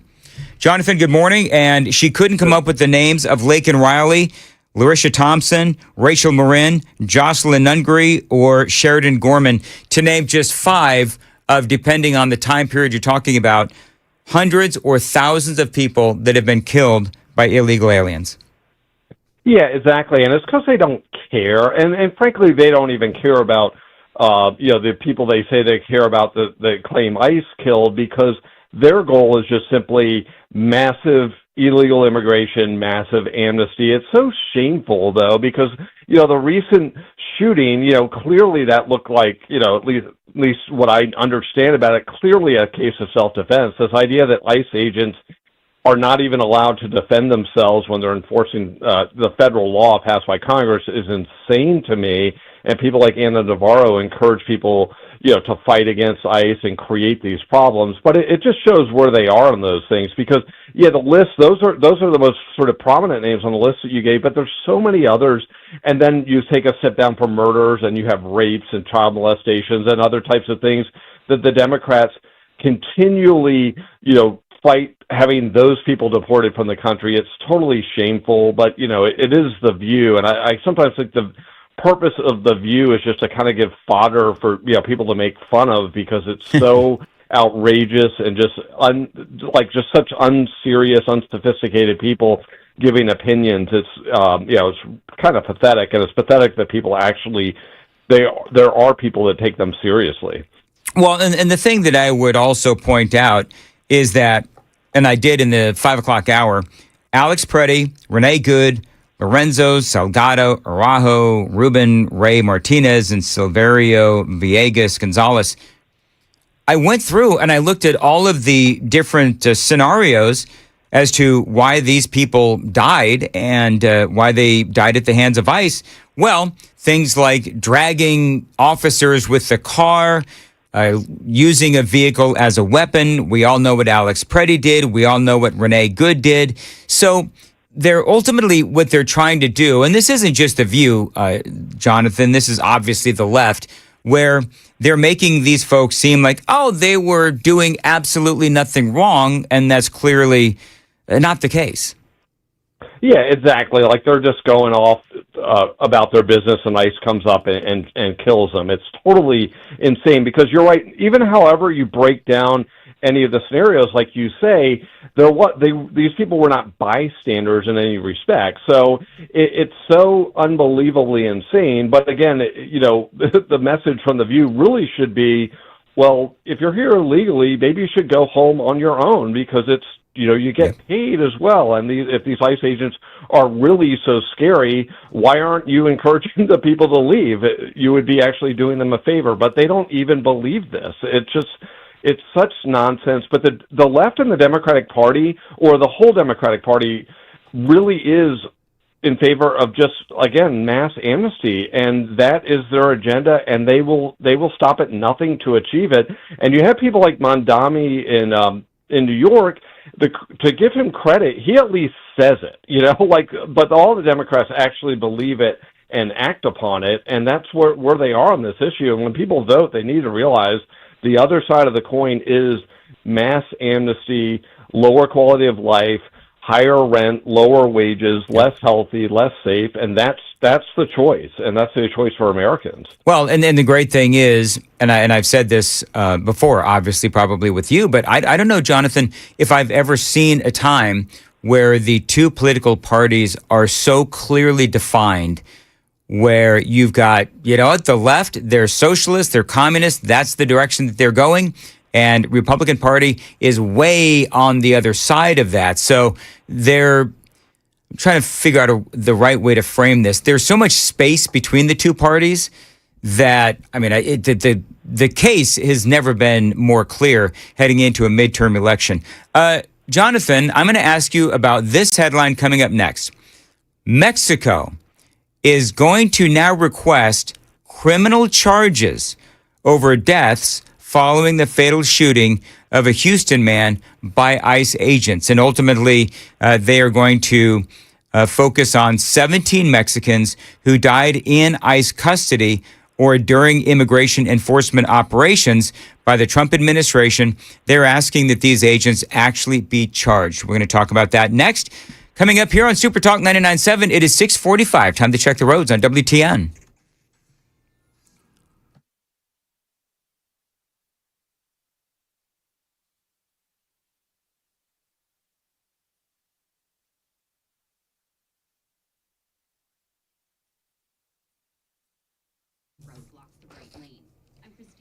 Yeah, it is going to be rainy for the better part of the day today, a high around 90 degrees. Storms will continue into the late afternoon. Flood watch is in effect on Saturday. Going to have a high of about 89 alongside with a 60% chance of showers and storms. And that also extends the risk of localized flooding as well. Sunday concludes the wet stretch with a high of 88 and a 60% chance of rain. Jonathan Fahey joining us here on Super Talk 99.7 WTN. So, Jonathan, as the guy who used to direct ICE for the Trump administration in the first time around, Mexico requesting criminal charges over these 17 Mexicans who died in ICE custody. Now, this is basically meaningless because, and you're a highfalutin attorney, of course, as well. So what do you think of this? It's utter nonsense, but it's disturbing in the fact that we've had this massive problem with illegal immigration, and Mexico has done nothing to help us, to support us. They've actually they've contributed to it, facilitated it, and made money off of it. So it's so offensive. But there's no charges against these agents, and if they did so, or the people in these facilities that are viable, and if they were, they would have been brought. And it's such nonsense when they talk about things like people dying in custody. Well, the reason the numbers are higher now than under Biden was because they didn't have anyone in custody. They weren't enforcing immigration laws, so of course the numbers are going to be higher. But it's just so disturbing to see that we're not getting the cooperation out of Mexico that we should be getting. And again, if it's so bad here, why do they keep encouraging people to come here? But just one real quick point on your great point you made with the divide in the country. It's interesting because today's Republican Party is basically exactly where the Democratic Party was 20 to 30 years ago on the immigration issue. So it's the Democratic Party that has shifted, not the Republican Party. And it just shows how insane they are. And also, when they always tell us how great illegal immigration is for the country and how we benefit from it, why, after so much illegal immigration, are the Democrats so unhappy? They're the least happy they've ever been. They hate our country even more than they ever have when you look at polling and objective criteria. So it doesn't even fit their own narrative. If it's such a benefit, they should be happy as clams right now. This is the highest number of illegal immigrants we've ever had in the country. Mm-hmm. Well, you're right, and I guess that's going to go back because you also do legal analysis and political analysis for Fox News. You're on Laura Ingraham all the time, and so I know you do talk politics as well. So let me ask you, you've got the Democrats clearly being taken over by the socialists and the communists. So do you think that's going to be good for Republicans heading into the midterms? And do you think that the moderate Democrats are going to look at what is going on with their now socialistic or communistic nature and think, I can't do that, I'll vote for the Republicans, or will they just stay home? Yeah, I think it will. Your first question, I think it's really good for the Republicans. It doesn't mean we'll, necessarily keep the House, but I think it keeps things a lot tighter when you're looking at 16 to 18 competitive races. And you see people like Graham Plattner and Mandami, I think, spill over to other candidates even indirectly. And one thing that is interesting, I think Democratic voters are not as nearly as crazy as the party and the leaders right now. So I do think there's a good chance the staying home effect or maybe coming over to Republicans, because it's almost a misnomer to talk about moderate Democrats in terms of the leadership, because you take out Fetterman out of the equation in Washington and you really can't find a moderate Democrat anymore. And it's just that these socialists and communists are so bad, it almost seems these like semi-socialists seem moderate comparatively, but I do think it will be a lot closer. And the Democratic Party has to decide, and they may have already decided, are they going to be the Socialist Communist Party, or are they going to be the old-style Democratic Party that actually looked out for American workers and their well-being? And I think they've essentially chosen socialism, communism, illegal aliens, and abandoning the American workers. All right, Jonathan Fahey, always great to have you on, and we will talk to you again soon. Have a great weekend. How can people follow you on X? On John for Fairfax. All right, and we'll talk to you again probably next week. It is 6:50 on Nashville's Morning News on Super Talk 99.7. Jay Harper has the news coming up at 7 o'clock. Jay, what do you got? Yes, sir, Dan. Despite retaliatory strikes in Iran, the negotiations apparently are still going on. We can only hope. An investigation now into the fatal ICE shooting in Houston and a Spring Hill woman found dead in Ohio. Strange circumstances. We'll have that story as well at 7 on Super Talk 99.7 WTN.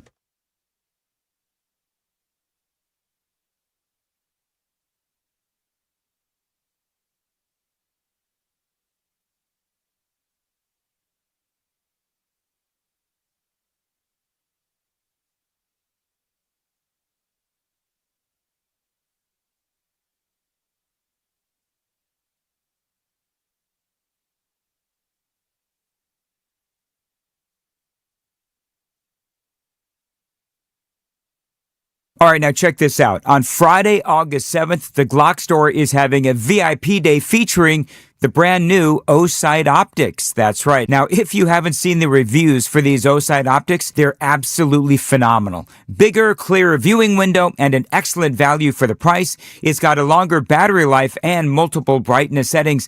In short, they've really stepped it up. Now, this is what I always say about the Glock store. They do have the latest and greatest technology, and these O-Side optics, just the latest example. Now, coming up on Friday, August 7th from noon to 5, you're going to get a chance to check out these O-Side optics up close. You're going to be hands-on with O-Side optics in the Shoot 270 shooting rooms. You're going to get expert CCW tips and tactics, learn red dot install and bore sighting techniques as well. And yes, enjoy a delicious catered lunch. So, when you buy your tickets, you're going to get a gift bag full of gear worth over $2,000. And of course, in that bag, you're going to get a brand new O-Side optic. Go to glockstore.com/VIP to grab those tickets. Friday, August 7th, there's even more O-Side madness on Saturday the 8th, the very next day, with hands-on range time, great giveaways, exclusive indoor discounts, and free O-Side swag, and a whole lot more. It is O-Side August at the Glock store. Tell him Dan Mandis told you to reach out. Minutes from the airport and worth the drive from anywhere.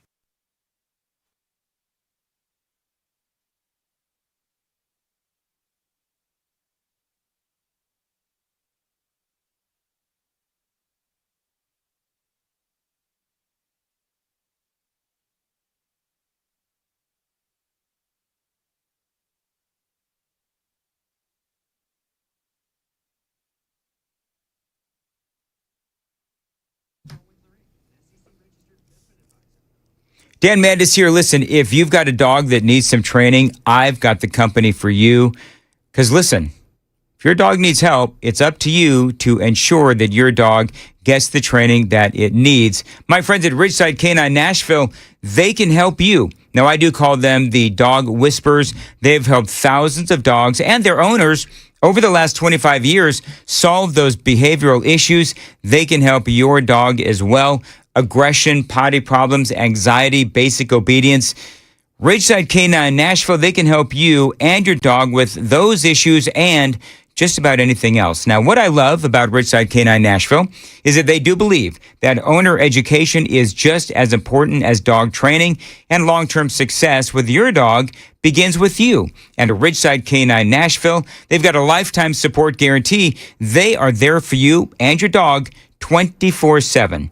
Tell him Dan Mandis told you to reach out, 615-878-0380, 615-878-0380. Find them online. They've got great socials as well. rsk9nash.com, the letter K, the number 9. rsk9nash.com. Ridgeside Canine Nashville, veteran-owned, proven results, and guaranteed for life.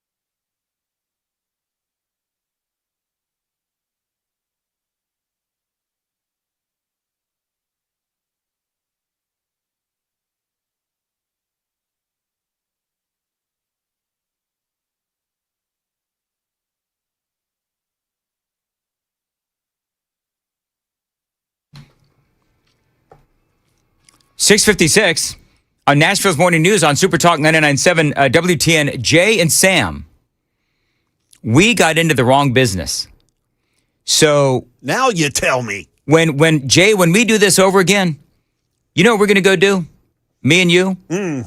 We're going to go become a janitor for Memphis schools. Oh, okay. Did you see this story from the Tennessee Star? No. Apparently, there was an audit, and Senator Blackburn now calling the Memphis schools audit deeply disturbing after they show $54 million spent on possible fraud, including $48 million to a janitorial company. Now, I don't know what janitors make, but I'm pretty sure it's not that. Yeah. Like, seriously, I would push a broom for $48 million. Yeah, and how many schools are we talking here? You know what? Hey, Sam, how many schools are in Memphis, Shelby County? How many schools are in that school district? Because the question I would ask is it 48 million?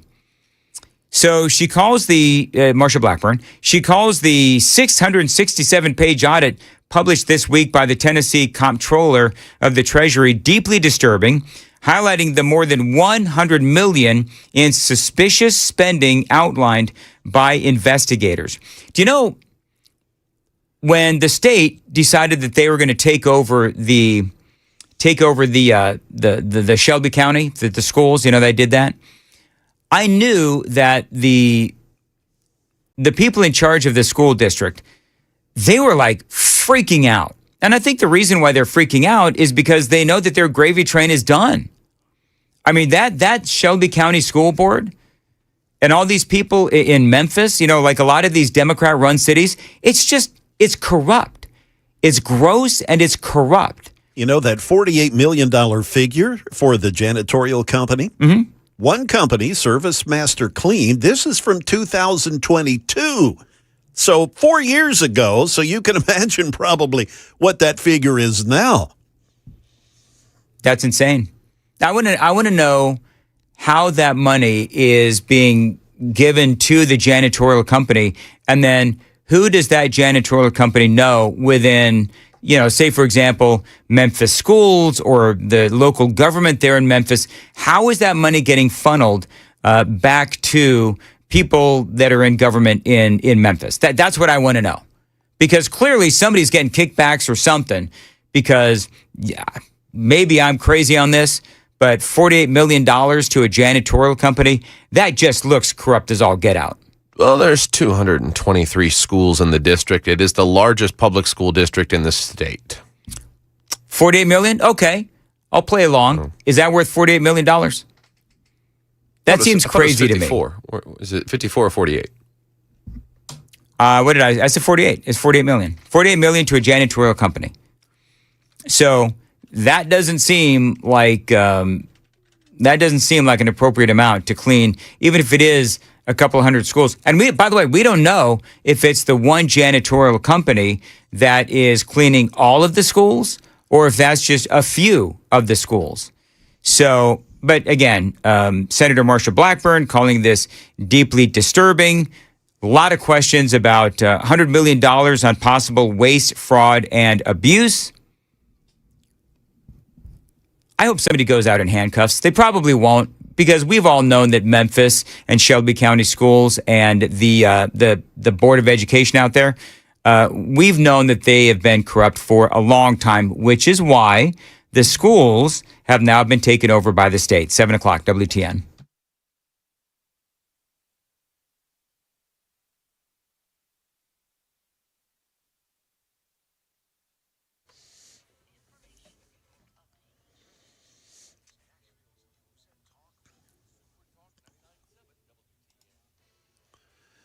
Seven a.m. I'm Jay Harper with your top stories. One of those top stories is our weather. We've got a flash flood warning in the Nashville area until 9 o'clock this morning. Drains, apparently, we've seen some flooding on some roadways because the drains can't clear the water off the roads fast enough with these heavy thunderstorms. So just be aware. Be careful. All right, officials in D.C. say the U.S. and Iran, they're still talking despite a couple of days of retaliatory strikes against each other. ABC's correspondent Martha Raddatz, she reports. There were no new U.S. attacks overnight despite 2 nights of bombing and the fact that the president has declared the ceasefire over. This comes on the final day of a 6-day funeral service for the Ayatollah killed in the opening rounds of this war well over 4 months ago. Massive crowds mourned the slain leader. The Mexican government, they plan to file criminal complaints over the deaths of its citizens in ICE custody or as part of immigration enforcement operations. Meanwhile, there are some new details in this week's fatal shooting of a Mexican national killed by feds in Houston, claiming self-defense. ABC's Lionel Moyes reports. Undocumented migrants are humans. His son's calling for an independent investigation, saying their father was doing nothing illegal and would have complied had he known the men in unmarked vehicles were officers. The agents were not wearing body cams. A Homeland Security spokesperson is blaming Democrats and the partial government shutdowns for the delay in issuing them to officers. We now come back to Middle Tennessee, where an investigation is underway after a mother missing from Spring Hill was found dead in Ohio. Amber Graham, 37 years old, she was reported missing from Spring Hill along with her 8-year-old daughter. The report of the missing persons report came down on July 2nd. Her body was found the next day in a Cleveland backyard. Cleveland police notified Spring Hill investigators that Graham had been found dead behind a home during a welfare check.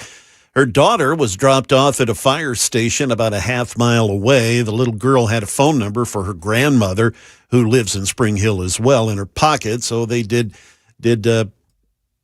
were able to notify family. So the cause of death is still under investigation, and they're hoping the medical examiner's report will kind of help them determine whether this will indeed be a criminal case. That's the latest news. We've got traffic and weather coming up. I'm Jay Harper, WTN News.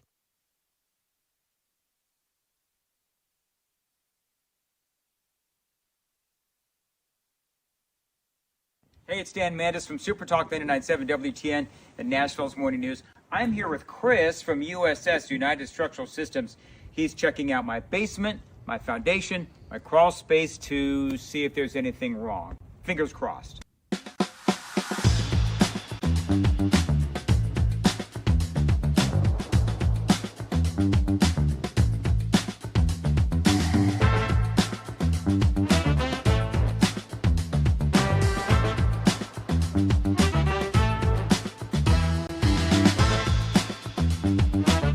All right, so there's good news and there's bad news.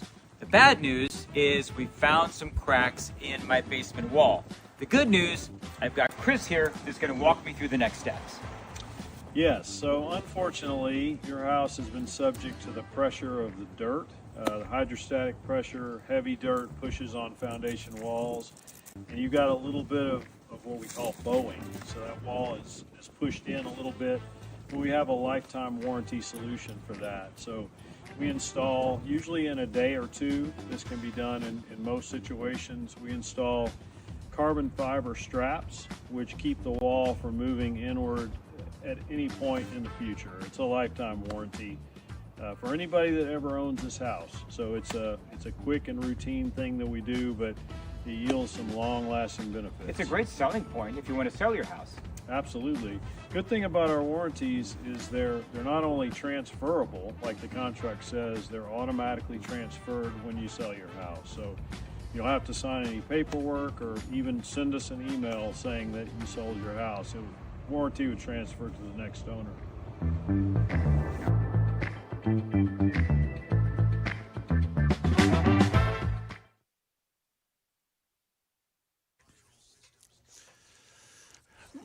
'Boy, it's been a rough morning for motorists in the metro. 40 eastbound at exit 221A. We've got a crash near the Hermitage. Also 40 eastbound at White Bridge Road, exit 204. Got a crash there. 40 eastbound just before Briley Parkway at the airport. That crash, though, it's been moved over to the shoulder. 65 southbound right before I-440. We picked up a wreck. And, God, there's a big long list here, but just trying to get to the major roadways. Briley Parkway, also north of Volte Boulevard. We picked up a crash there as well. I'm Jay Harper.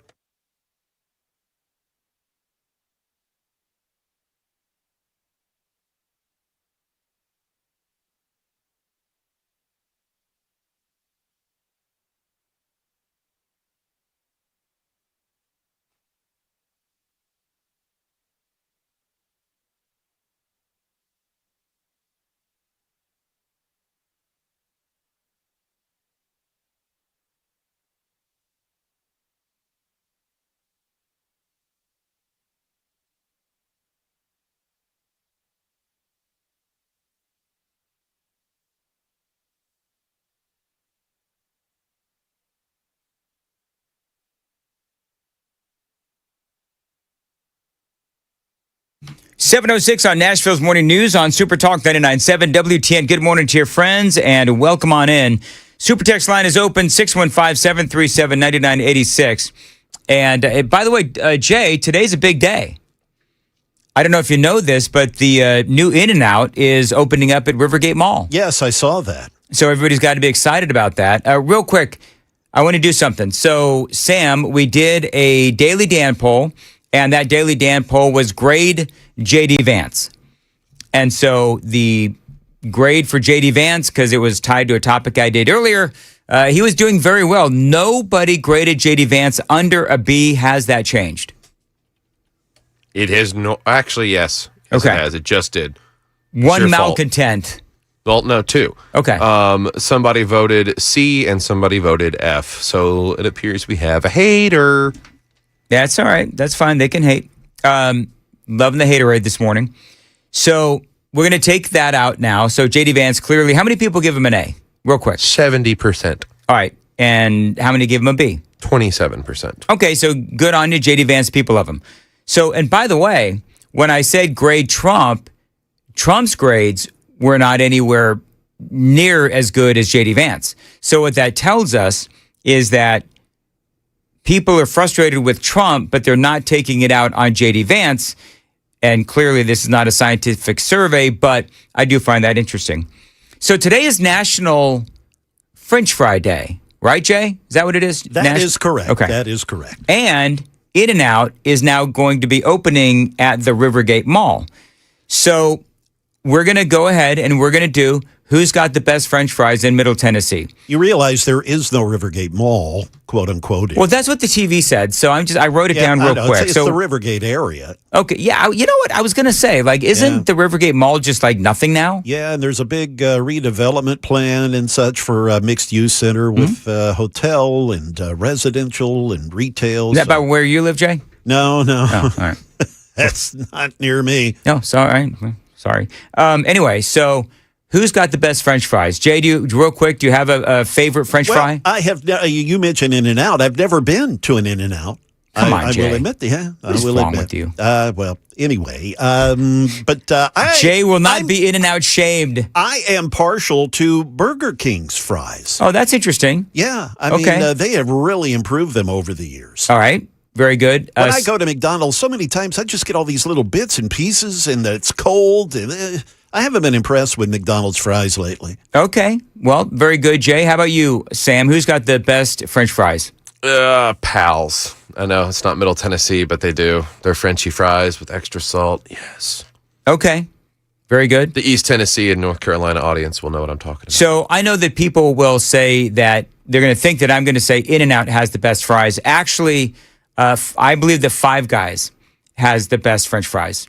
I will tell you they're just really good. They're really salty, and frankly, if I ate them too much, they'd be really deadly. So anyway, we only can. What three do you want to put? What four do you want to put up there? I've got McDonald's, Wendy's, and In-N-Out on there. Do you want to put other as the last? Yeah, go ahead and put other. And if people want to text it in, they can, which anytime we do something like this, the text line goes crazy. 615-737-9986. You'd be surprised at the number of Tennesseans that will say Sonic. I'm just saying. I haven't been to Sonic in years. Have not been to Sonic in years.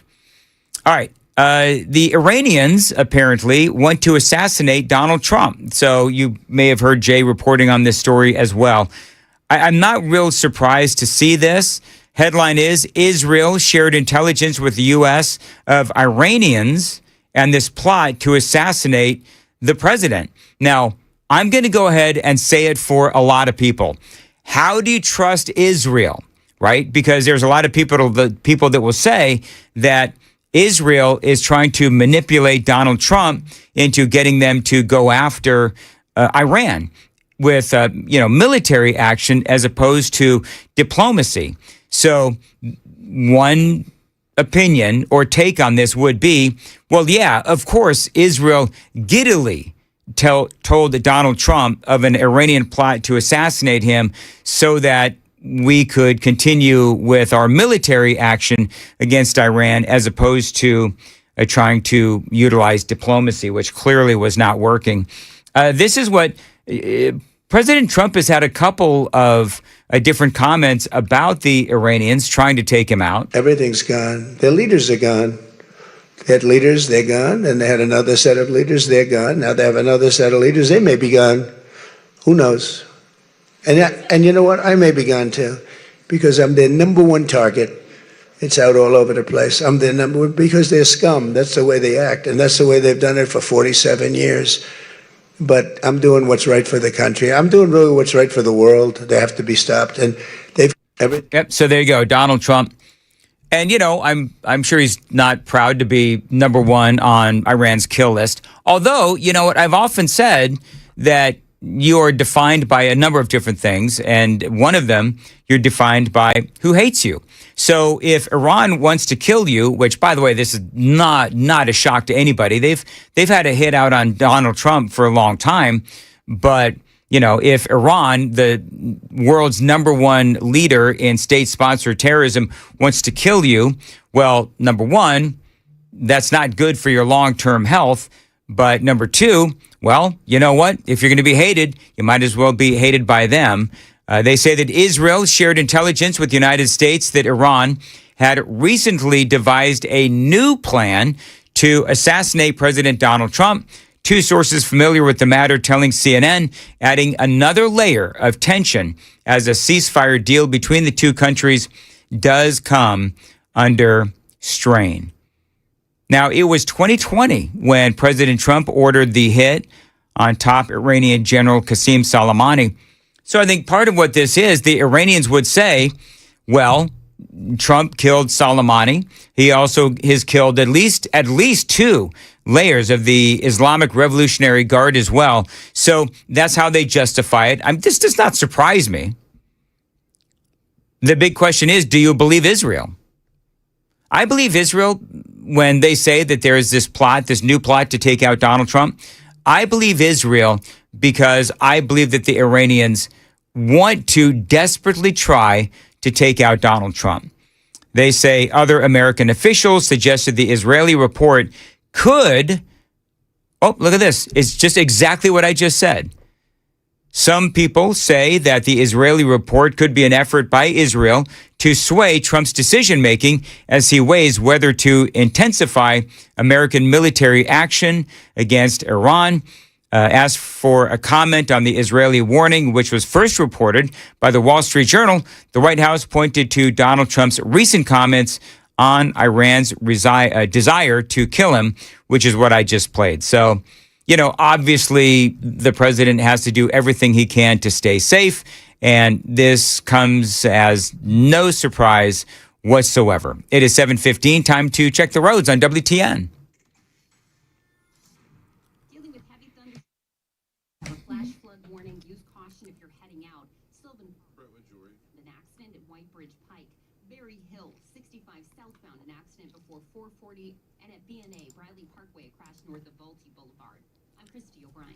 As far as your weather goes, it's going to be stormy today, Friday, going to feature a high of 90% chance that this rain is going to continue through the late afternoon. Flood watch is in effect tomorrow, brings a high of 89, along with a 60% chance of showers and storms, extending the risk of localized street flooding. And on Sunday, the storms do continue, a wet stretch as well, high of 88 and a 60% chance of rain. Appreciate you listening to Nashville's Morning News on Super Talk 99.7 WTN. So we've hit about, just staying with Iran for a second, we've hit about 170 targets, and we've also blocked the mullahs from selling oil. So President Trump is doing what he has to do to deal with Iran. I think that what he's doing now, I do believe that he is on the right track. I think that for the Iranians, you can't trust him. And we've been saying this for how long now? So the Islamic Revolutionary Guard, they need to be taken out. And this is what Donald Trump is going to try to do. We'll have to see how long this goes and what it's going to do related to gas prices, if this will impact gas prices. It was like this morning and yesterday, a couple of days ago, we talked about this. Joan and I, we talked about how my favorite gas station, it was $3.09. And now it's, I was driving to work this morning and I think it's like $3.49, $3.50, $3.60, something like that. So literally, boom, in 2 days, gasoline prices are skyrocketing. And you know, it is tough. And I talked about this last night on the overnight show, but you know, I'm a supporter of Donald Trump, and I do find it a little, contradictory, because on the one hand, I know what President Trump was trying to do. I get what he was trying to do with Iran. We don't want Iran to have a nuclear weapon. But at the same time, we're getting hammered at the gas station. And so the problem that we have as a Donald Trump supporter is that I support him and I see what he's doing, and I totally understand why he wanted to go in and ensure that the Iranians never would have a nuclear weapon. But at the same time, I'm weighing that with gas prices that are going up and up and up, and they're going to continue to go up as we continue to bomb. And so as a Trump supporter, you have to weigh supporting the president and understanding what he was trying to do. You've got to weigh that with, of course, the fact that now we have gas prices that are going up again as we head into the midterm election season. You know, part of this, too, has to be the fact that you do have the media that is presenting this in every possible way in a negative way. When the reality is that this could turn out to be, and I still believe this could turn out to be one of the best things that Donald Trump ever did. If, and it's a big if Iran decides, you know what, being able to sell oil on the open market with no sanctions and no waivers, it's actually a really good thing. And so we're actually going to behave. The problem is that nobody has any real thoughts that the Iranians are going to walk away from state-sponsored terrorism.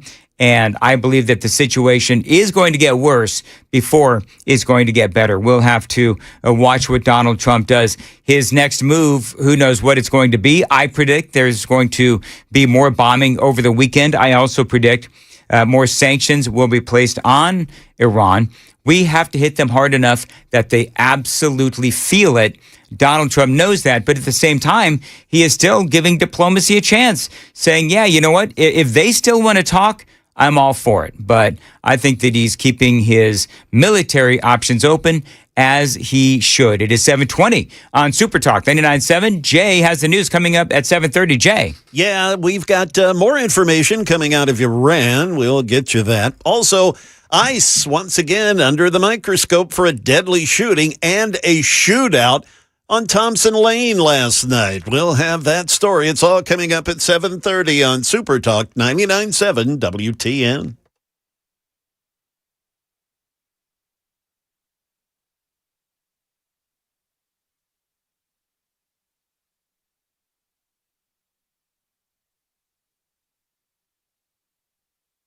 $7:20 Nashville's Morning News on Super Talk 99.7. Dan Mandis here for Mark Spain Real Estate.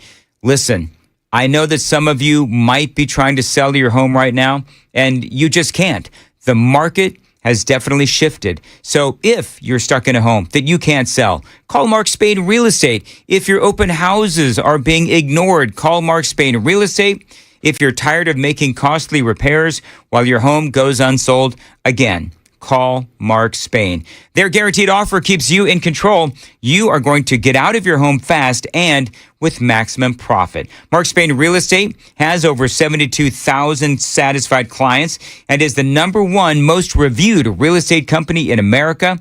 13,000 five-star reviews cannot be wrong. Mark Spain Real Estate is the company that I recommend for selling your home. So call them right now and get out of your home fast and move on to the next chapter in your life. 855-299-SOLD. As always, it's important you tell them Dan Mandis told you to reach out. 855-299-SOLD, or go to markspain.com to get a guaranteed offer on your home today. That's markspain.com and start packing.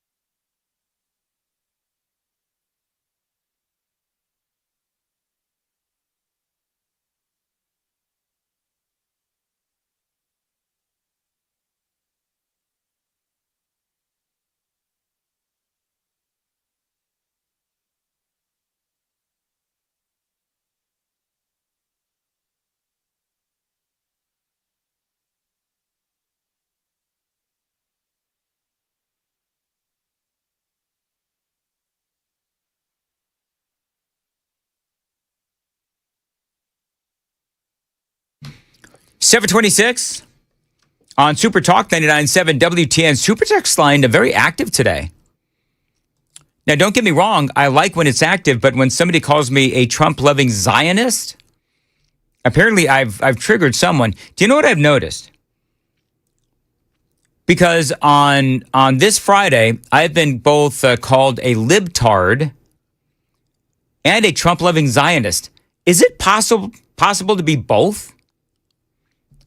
I mean, that's spraying to all fields.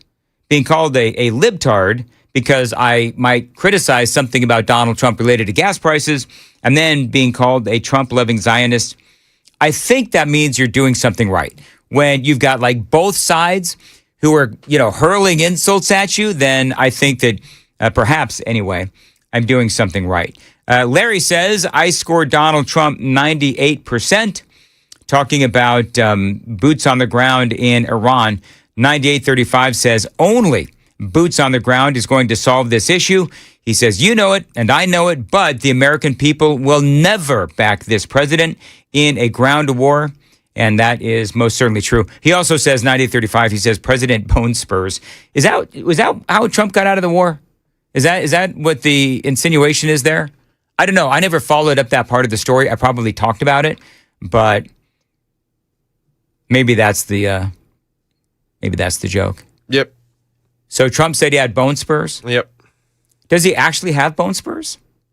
That's the question. If he actually did have bone spurs. The diagnosis has been heavily questioned. I don't know. The daughters of the podiatrist who provided the exemption later stated it was done as a favor to Trump's father. Andrew wants to know, how are you a libtard? I don't know, actually.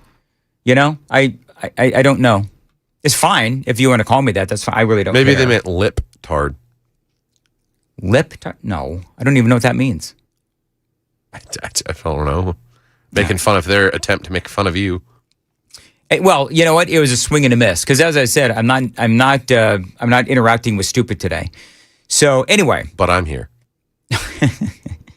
You may be stupid, Sam, but you are stupid. I'm totally kidding because you're clearly not stupid. You went to college and all that highfalutin stuff. All right, it is 7:29 on Super Talk 99.7 WTN. Real quick, Sam, couple of things. Number one, what would your life be like? What would your daily life be like if the Democrats end up getting back in power? I've got what I think is a pretty good segment coming up, actually, so you want to stay close for that. Also, have the people spoken? Who has the best French fries? It was a Daily Dan poll. We had McDonald's because it is National French Fry Day. So. All right. So McDonald's leads in the three choices that we gave with 34% of the vote between McDonald's, Wendy's, and In-N-Out. People have In-N-Out at the bottom. But other leads overall with 42%. So people prefer other places. I would imagine Burger King, some Sonics, maybe some Whataburger fans out there. I believe that the reason why so many people did not vote for Sonic, or I should say did not vote for In-N-Out, is because I advocate for In-N-Out all the time. Someone said Dan liking In-N-Out fries is a questionable life choice. It's not the only one over the past 58 years. Moving right along, 7:30 on WTN.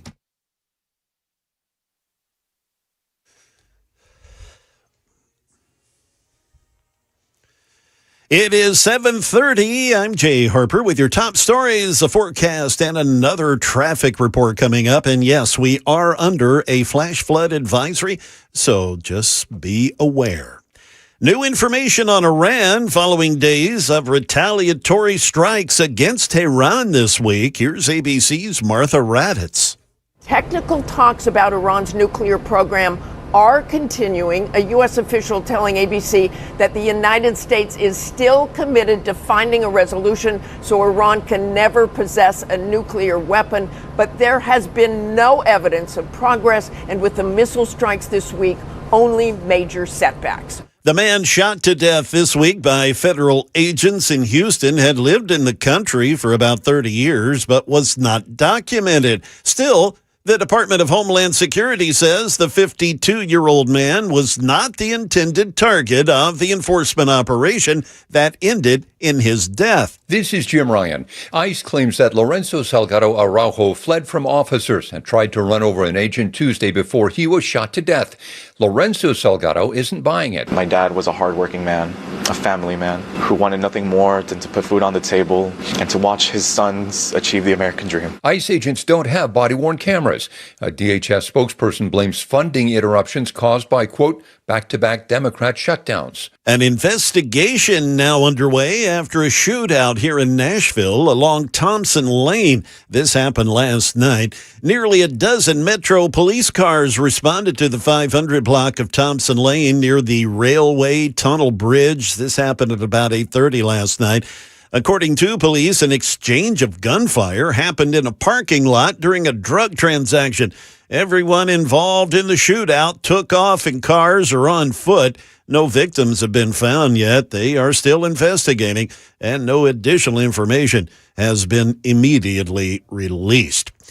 And new hope that robots can help save lives. Here's ABC's Sophie Flay. For the first time, surgeons at UC San Diego have operated through humanoid robots, removing gallbladders and 2 procedures on pigs, a key step before any human trials. The robot is 5 feet tall, with a head and arms, and kind of looks like a human. Surgery fits anywhere a person can, and that's the point. Researchers say robots like Sergi could one day help ease staffing shortages in hospitals, starting as an assistant, handing tools and cleaning up. That is the latest news. We've got traffic and weather coming up. I'm Jay Harper, WTN News. Thank you, Jay. 733 Super Talk 99.7 WTN. Why should you go to Brentwood Jewelry for all your jewelry needs? Well, why not? They are, simply put, the best in Middle Tennessee. Brentwood Jewelry, they've got incredible selections of watches for both men and women for any budget, and great selections of Rolexes, both new and used. By the way, they also do pocket knives at Brentwood Jewelry, so if that's your thing, they feature the William Henry collection. By the way, if you're getting engaged, they've got everything from wedding bands to semi-mount engagement rings and a whole lot more at Brentwood Jewelry. And guys, if you're looking for something for that special lady in your life, they do feature bracelets and earrings and necklaces and a whole lot more. And again, all at great prices and selection, and yes, outstanding customer service. Brentwood Jewelry, they love America just like we do here on WTN. You walk in, they've got flags all over the place. WTN might even be playing on the radio, so check them out. 7012 Church Street East, located in the heart of Brentwood, just off Franklin Road. Be sure and tell them that Dan Mandis told you to reach out. Exceptional styles, exceptional deals every day for over 50 years. BrentwoodJewelry.com.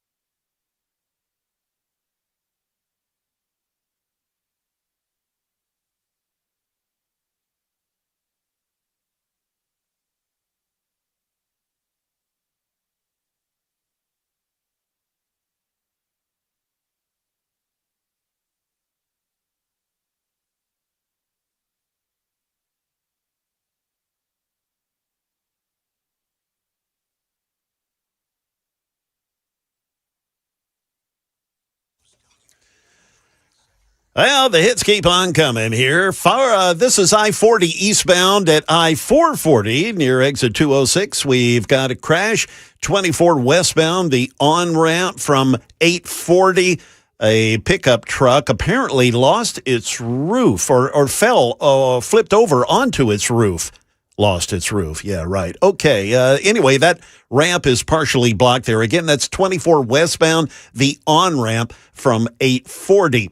And also, speaking of 840, again in Rutherford County, 840 eastbound near exit 61, we have a crash there. And something just popping up here, 24 westbound at Sam Ridley Parkway. A crash reported in Smyrna. I'm Jay Harper.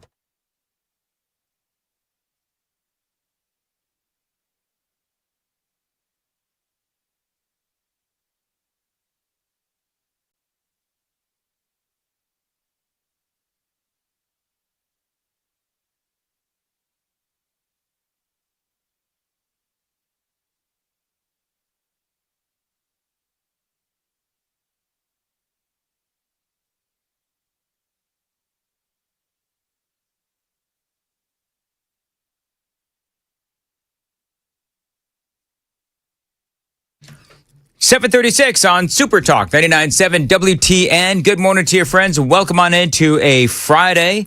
It is July 10th. Are the mainstream Democrats about to lose even more seats to the socialists? It looks like that is going to be a big yes. Harry Enton over at CNN said something really interesting. He said that the current movement from the Democrat Party over to the socialism road, the communism road really is where they're going, could be their version of the Tea Party movement. So check this out. We already know that we've seen a handful of situations, places like New York, I think, 3 in New York, where we've seen now socialists really ousting the mainstream Democrats. We saw a guy named Chris Rabb, who is a Democrat socialist. He won an open House seat in the state of Pennsylvania. So Harry Enton, again, over at CNN, says, yeah, this isn't over yet. Prediction markets think it might get even worse. It could get even worse. In fact, it's likely to get even worse. So if you look at the Kalshi prediction market and the chance that 6 House Democrats go down to defeat, lose their primary in 2026, this number has consistently, over the last week or so, been hovering 80, 90%. And when we talk about the history books, right? If in fact 6 House Democrats went down to defeat in 2026, it would be the largest number. Be the largest number in a post-redistricting cycle for Democrats. And get this, over 50 years. Yeah, here's the thing. The people that Democrats seem to be electing, they're running on hatred of America, right? I mean, isn't that clear? Or an abandonment of American values. President Trump was asked about this earlier in the week, about what is going on with these Democrats and the dangers that they represent. Look, I want to get the word out because what's forming is communism in the country. And communism's easy to sell. I would be the greatest communist in history. I'd be right up there with Lenin. I'd be as good as anybody. You've got free rent for the rest of your life. What they don't say is that you'll be living in squalor in 12 months. You've got a free house. Would anybody like to have a free house? We'll take it away from somebody. We'll give it to you. You'll have murders all over the place. Communism's a disaster. It's been proven to be for thousands of years under different names, but same thing. Yeah, I mean, look at Venezuela. They've got a ton of crime, including murders because of the corruption, the terrible economy, and of course the drug lords as well. I think this country, with this thing that's going around, is in more danger than it was during World War I, World War II. If you talk about September 11th, if you talk about Pearl Harbor. So that's a really interesting comment, and I like what the president said, because it is true. During the World Wars and, of course, September 11th, we were attacked from the outside. Now we're being attacked from the inside. These are people that are either migrants, immigrants coming into our country and want to change it, or first-generation American-born who want us to become what their family fled or they fled, and it just doesn't make any sense. Ilhan Omar is the perfect example.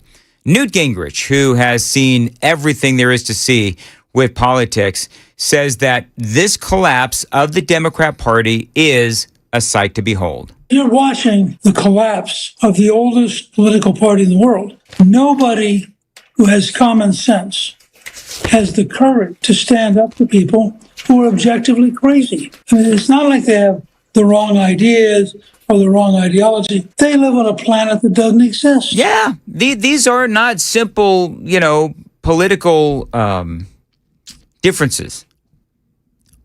These are wrong-headed ideas and, yes, living on a completely different planet. I mean, think about the 80-20 issues that are out there right now, right? You've got open borders.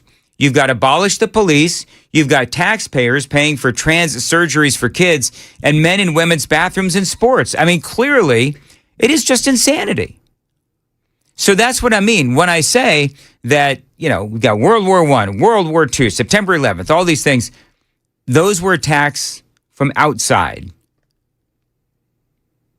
But these socialists wanting to come in here and destroy America, this is an attack from within. And I do understand, by the way, that we have people coming in from the outside, from places like Somalia, from places like Mexico, and clearly what they're doing, they are coming in. Not only are they wanting to change our country, but they're wanting to change it culturally and politically as well. And so let's just say that you get all of these socialists into the House of Representatives. The dynamic is going to be insane, because you'll have a battle between the socialists and the Democrats. That'll be fun to watch. If they've got the majority, it'll be an absolute war. And the Republicans, they'll just have to sit back and watch it all unfold. So here's the deal. If the Democrats end up losing more seats, then what happens to the party? When I say the Democrats, I mean the main line of the Democrats as opposed to the socialists or the communists. If the communists end up getting more seats and the mainline Democrats end up losing more seats, what is going to happen to their party? Will it inspire more Republicans to say, oh, Lord, these folks are nuts. And even though I'm angry with the president and the Republicans for whatever reason, not passing the SAVE Act, the cost of gas, the Iran war, hopefully people on the right will be inspired to go out and vote in the midterms, if not for anything else, just to make sure that these Democrats or these communists don't end up in power. I played that audio of Donald Trump saying that our country has never been in this much danger in recent memory. And again, as I said, it's because during those wars, 1 and 2, we were attacked from the outside. We are now we're being destroyed from within. But we're bringing those people that want to destroy our country, we're bringing them into our country. We got Joe Biden. Of course, we all know Joe Biden with the wide open borders, the expanded parole program as well. Coming up, I'm going to talk to you about nationalized health care. And if you think that you want nationalized health care, Democrats, all you got to do is look at Canada. That coming up straight ahead, 7:45. Time to check the roads on WTN.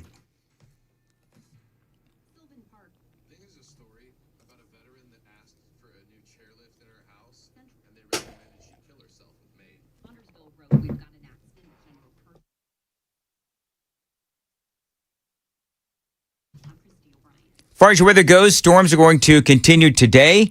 Going to have a lot of rain, going to have some flooding as well. It should stop by late afternoon, early evening. Flood watch does remain in effect. Over the weekend, tomorrow, Saturday, brings a high of 89 and going to have a 60% chance of showers and storms.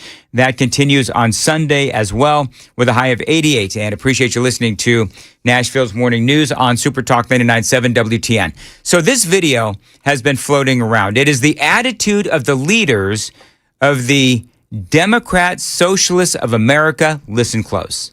And, we have a unique responsibility to act from the heart of empire, the belly of the beast. The most important thing that we can do is take that empire down from within. Our role ultimately is to facilitate our own empire's failure in ways that we can, ultimately to overthrow our own empire.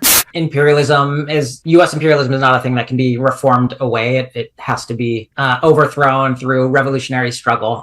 And to build a mass movement that can use the leverage of workers to hit the kill switch on American imperialism here within the American empire. So there you have it. And you've got in order of appearance, Francis Gill. She is part of the DSA leadership in Los Angeles.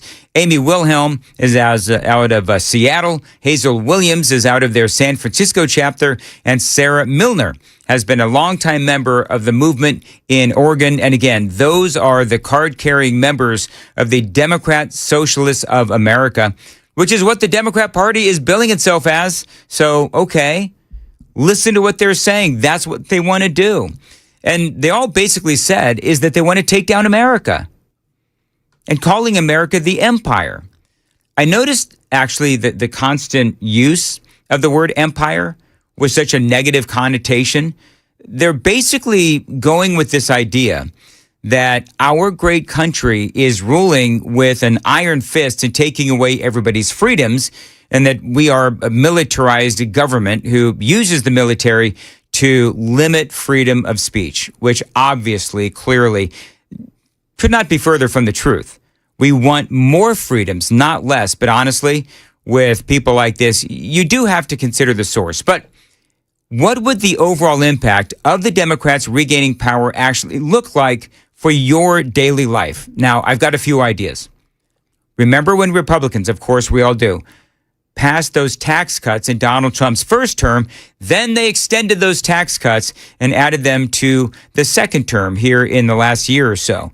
Well, the Democrats want to repeal the Trump tax cuts. We're basically going to keep fighting to repeal that whole damn bill, once we get the gavels back. Yeah. And also, they'll be looking to impeach Donald Trump. They'll be looking to press charges and arrest people related to the Trump administration as well. That's what the Democrats are going to do. Again, they're saying that's what they want to do.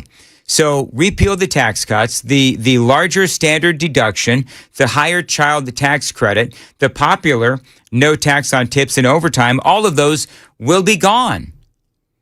So if you enjoyed having more money in your pocket, this guy, Sean Casten, says they're going to repeal those tax cuts. Then, of course, there's illegal immigration.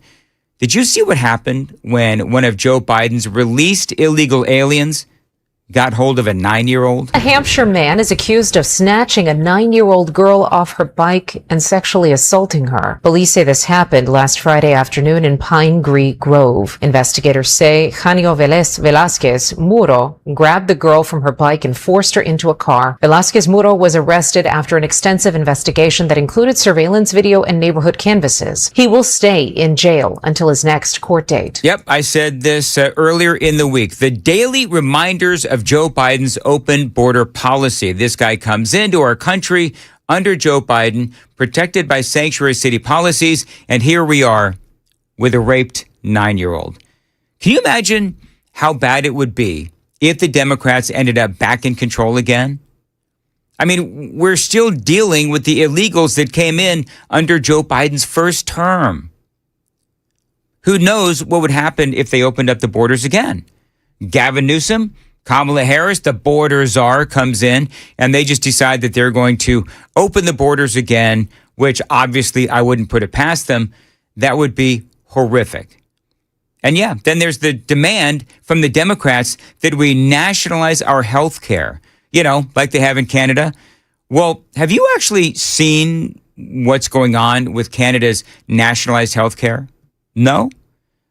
Well, this Canadian living in America has some insight and some receipts. We want universal health care until we learn that 1 in 10 Canadians admitted to the ER waits more than 48 hours for a bed. We want universal health care until we learn that almost 1 million Canadians leave the emergency room before receiving care because the wait is too long. We want universal health care until we learn that emergency physicians start warning that dangerously long waits are costing lives. We want universal universal healthcare until Canada's own healthcare experts call emergency department overcrowding a national crisis. I mean, you are talking about crazy wait times. And so many of the problems are because they do have this nationalized healthcare. For example, they don't have enough healthcare workers. Why? Huge one is burnout. Think about what they have to go through in dealing with all of those wait times.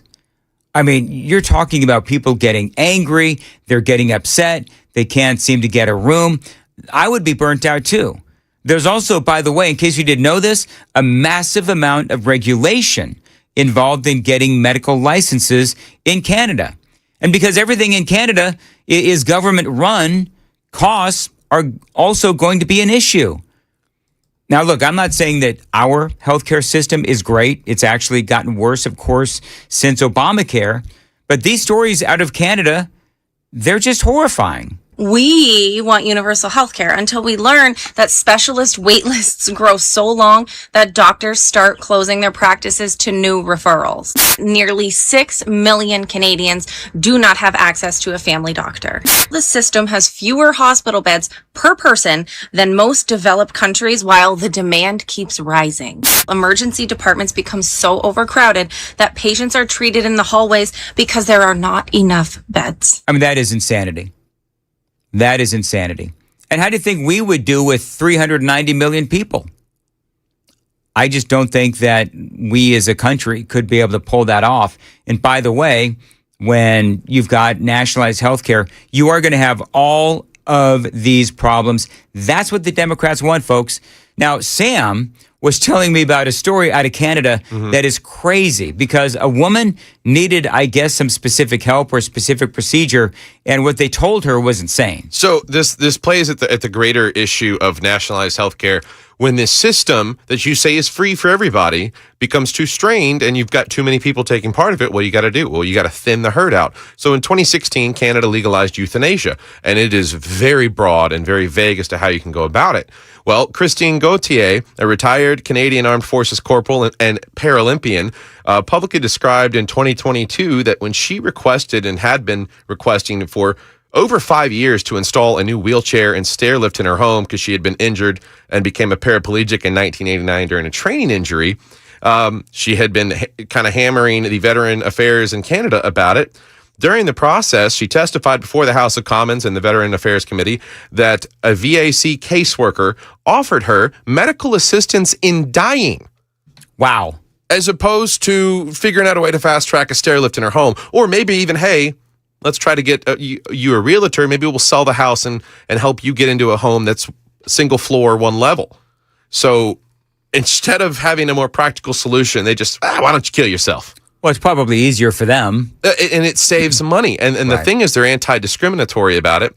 There was another story of a young man who was in his 20s. He was heavyset, diabetic, some would say unattractive. He's just depressed. Yeah. And he basically made an appointment like you would with the dentist. And it just read all kinds of, your appointment will be for Wednesday at 9 a.m. He wanted to bring his dog with him. Right. And they said, well, make sure someone's there to pick him up afterwards. Like, this is some simple procedure. People are signing up to die. The government is encouraging it because the system they've created can't afford to support people. And people are saying on the super text line, and they're right, if you want to look at socialized medicine here in America, just look at the VA. Because the VA is an absolute mess. All right, 7:54. Jay's got the news coming up at 8 o'clock. Jay. Yes, sir, Dan. An accused vandal of the reflecting pool in D.C., he appears in court. Also, a parasite making life miserable for people in over a dozen states.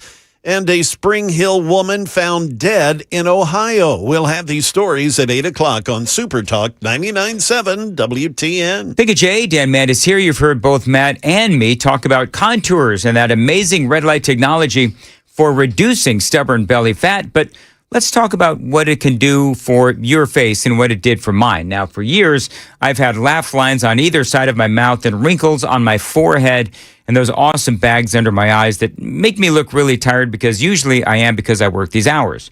Well, Contours red light technology, they can help fade those wrinkles and those lines through reasonably priced and effective facials from Contours. Best of all, the treatments were relaxing, comfortable, and yes, with zero downtime as well. So I'm really happy with my results. You'll be happy with yours as well. If you want to try it, reach out to Contours and ask for the Mandis deal. Right now, you've got to call right now.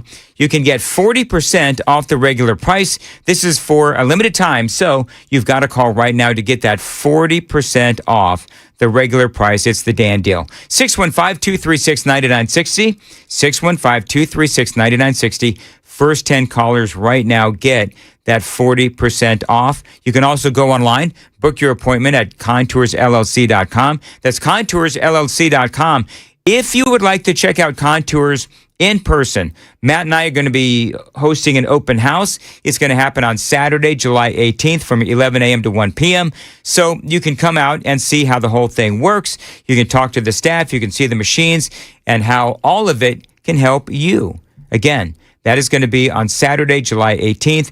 They ask that you either call or sign up online, contoursllc.com, 615-236-9960, contoursllc.com.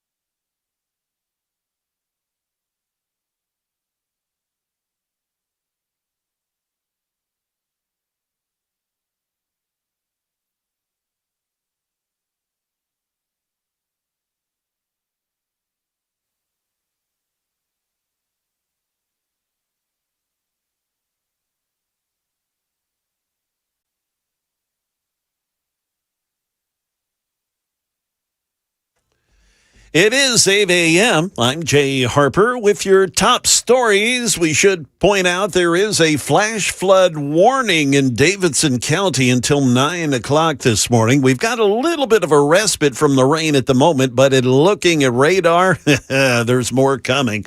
So just be aware.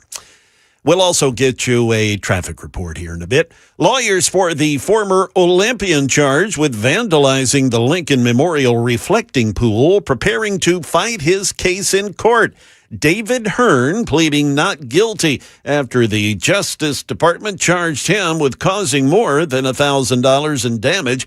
We hear now from ABC, Selena Wang. She's in D.C. Hearn told me that he simply touched a part of the blue coating that was already partially detached, telling me, quote, I did not remove, I did not damage, I did not rip, tear, break, destroy, or harm any part of the reflecting pool. His lawyer says every American is at risk and should be alarmed by his prosecution. And now 3 more have pleaded not guilty who have been charged with damaging the pool as well. Hearn was arrested 3 weeks ago as the president has repeatedly blamed vandals for the problems that had plagued the pool.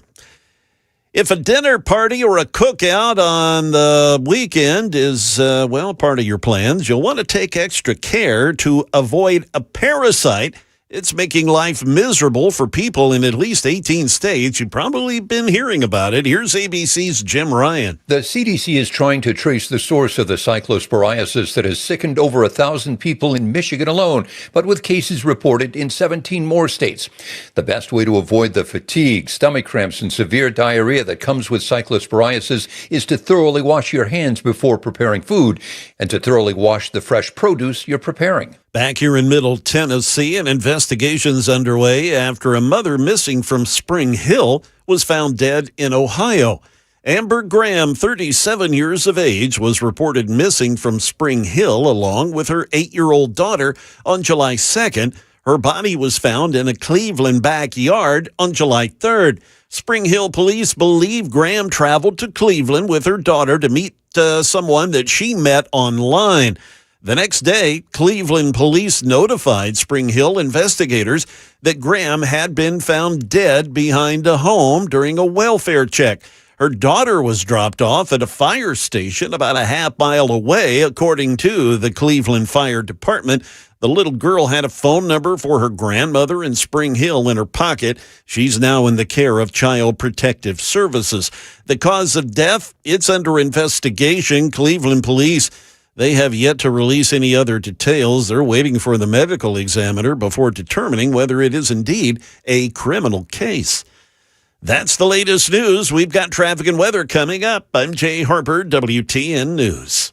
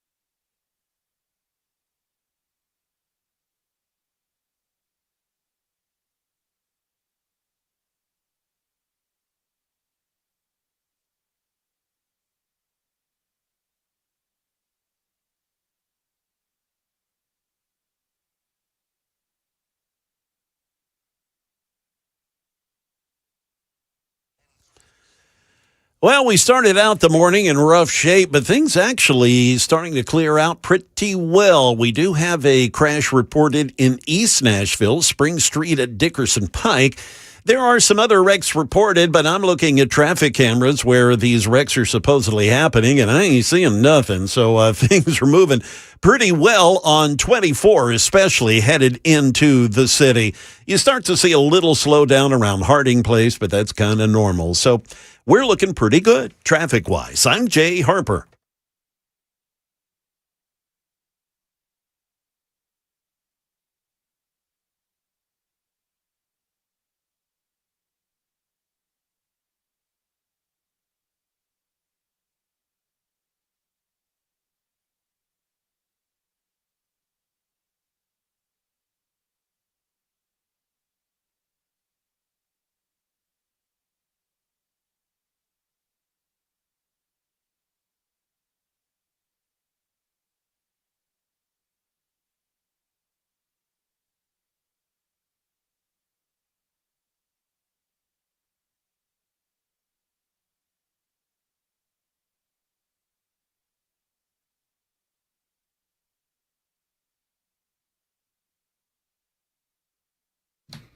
.807, Nashville's Morning News on Super Talk 99.7 WTN. Jay, I don't know if you've seen the breaking news. It's not really a breaking news kind of a thing. Internet, though, is blowing up. If you are watching on Super Talk TV, then you can see new video of Senator Mitch McConnell being brought via stretcher out of his home and into a waiting ambulance. Yes, I did see that earlier. Yeah. I mean, when is this poor man going to just resign?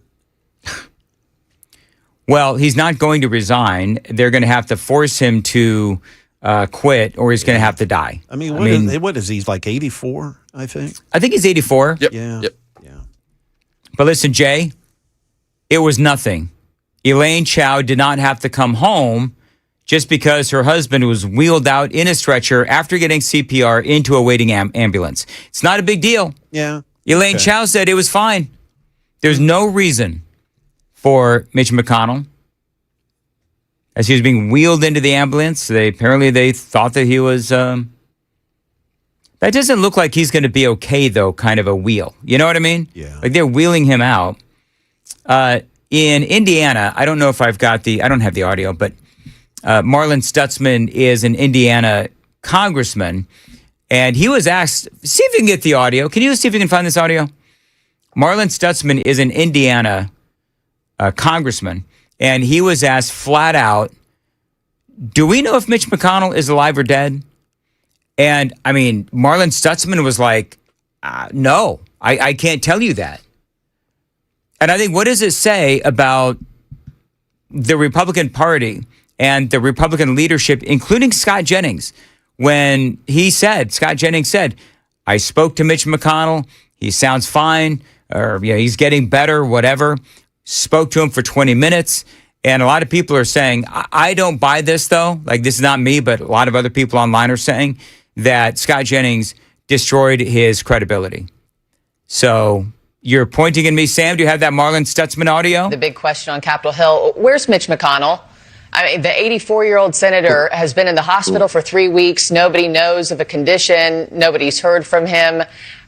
What do you know, and have you heard from him, sir? Yeah, no, I have not heard from him, and I think it's a question that Republicans should be asking because he does represent the state of Kentucky. His constituents deserve answers where he is at. I think that the governor of Kentucky has every right to ask after 3 weeks that no one has said anything. As a Republican, I think we need to hold our own party accountable. And so the fact that we haven't heard anything really from Senator McConnell is very discouraging and concerning. And I think that for the representation of the Republican Party and to get some of the bills done that we want to get done in the Senate, it's critical that we have a senator from Kentucky voting in the Senate chamber. Do you know that he's alive? I don't. Just the things that I've heard and seen from some friends is that he's obviously not doing well, but don't know if he's alive or has passed away. So there you go. I bet you he got a call from Mike Johnson. Oh, yeah. You think he got a call from Speaker of the House Mike Johnson? Dude, what are you doing? You've seen Mike Johnson get angry in front of reporters before, but I feel like that's a whole nother level. Do you know what's funny about Mike Johnson when he gets angry? Like, because he's got that baby face. Mm-hmm. His face literally gets pink. So flushed. He does. It gets really flushed. And anyway.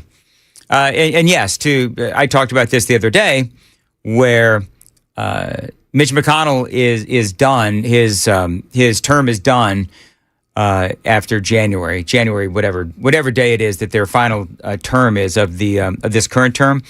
Because Mitch McConnell, obviously, he was not running for re-election, but I think that the guy, and I went through all this the other day, so I don't have all my notes in front of me, but basically, the guy who has won the primary for McConnell's seat is expected to win. He's a Trump guy. Donald Trump endorsed him.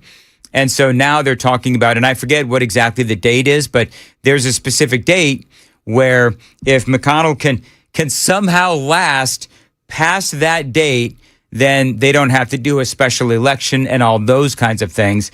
They got to figure it out in the state of Kentucky. I'm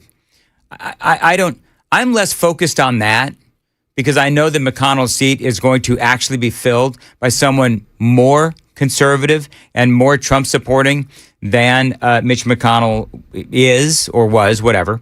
So that's number one. But number two, to Jay's point, and I've been saying this for a long time, Mitch McConnell should have resigned at least a year ago, maybe even 2 years ago. And why these people, whether we're talking about our own party, as in Mitch McConnell, or the other side, which is Dianne Feinstein, why they stay in office so long, I don't know. It feels almost like a sickness. And again, I'm not for term limits, but I am for cognitive tests as these politicians get older. As Sally says, I believe the date is August 4th. So I've been well danned by some of our veterans in the audience. So I made a very quick, snide little comment about the VA and about how the VA isn't necessarily providing for our veterans the way that they need to. I may have compared it to, Canada and their system. Well, I've heard from a number of people who are veterans and do use the VA. They say, look, Mandis, we don't have any problems with the VA. So I think that the VA must have improved. It improved under Trump. It improved under Trump. That you had, I remember, I know I was sitting in this chair where, under Obama, it was just an abomination. And there is a lot of problems. But people are saying that he's been going to the VA for 20 years and he's never had a problem. No, it's few and far between. And I've got some buddies who are veterans. One of my best friends, it just depends on where you're going, who you're trying to see, and typically like what the program is. He was just trying to get glasses. Mm-hmm. And just depending on what your schedule is versus the department's, it took 8 months for him to get a prescription for glasses. Through the VA? Yeah. And okay, that was at the end of Biden's administration, and I'm sure Donald Trump immediately came back in because whatever he did in the first term got it right. This is what I've been told from people that use it. One of the things, if I remember right, and I shouldn't have wandered into this without having all the details, but if I remember right, one of the things that Trump did was he allowed members of the VA to go outside of the VA. I think that happened. It's true. He expanded access to private sector healthcare through the VA Mission Act and the Veterans Choice Program. Okay, so now you know what? I'm not going to get into is the VA good or bad? Because now people are saying, oh, the VA sucks. I'm not going to get into that. I don't know. It's hit and miss. It is. It depends on where you are. From what I hear, the Murfreesboro location is actually really good. I've heard that the Murfreesboro location is good. My friend that I'm referencing moved from having his appointments in Nashville to Murfreesboro. Okay. Yeah, the 1575, the Nashville VA is great. 1313, who's a friend, got to stick up for the VA. As far as the health care my father is receiving, he says some things could be better, of course, but he is very pleased overall.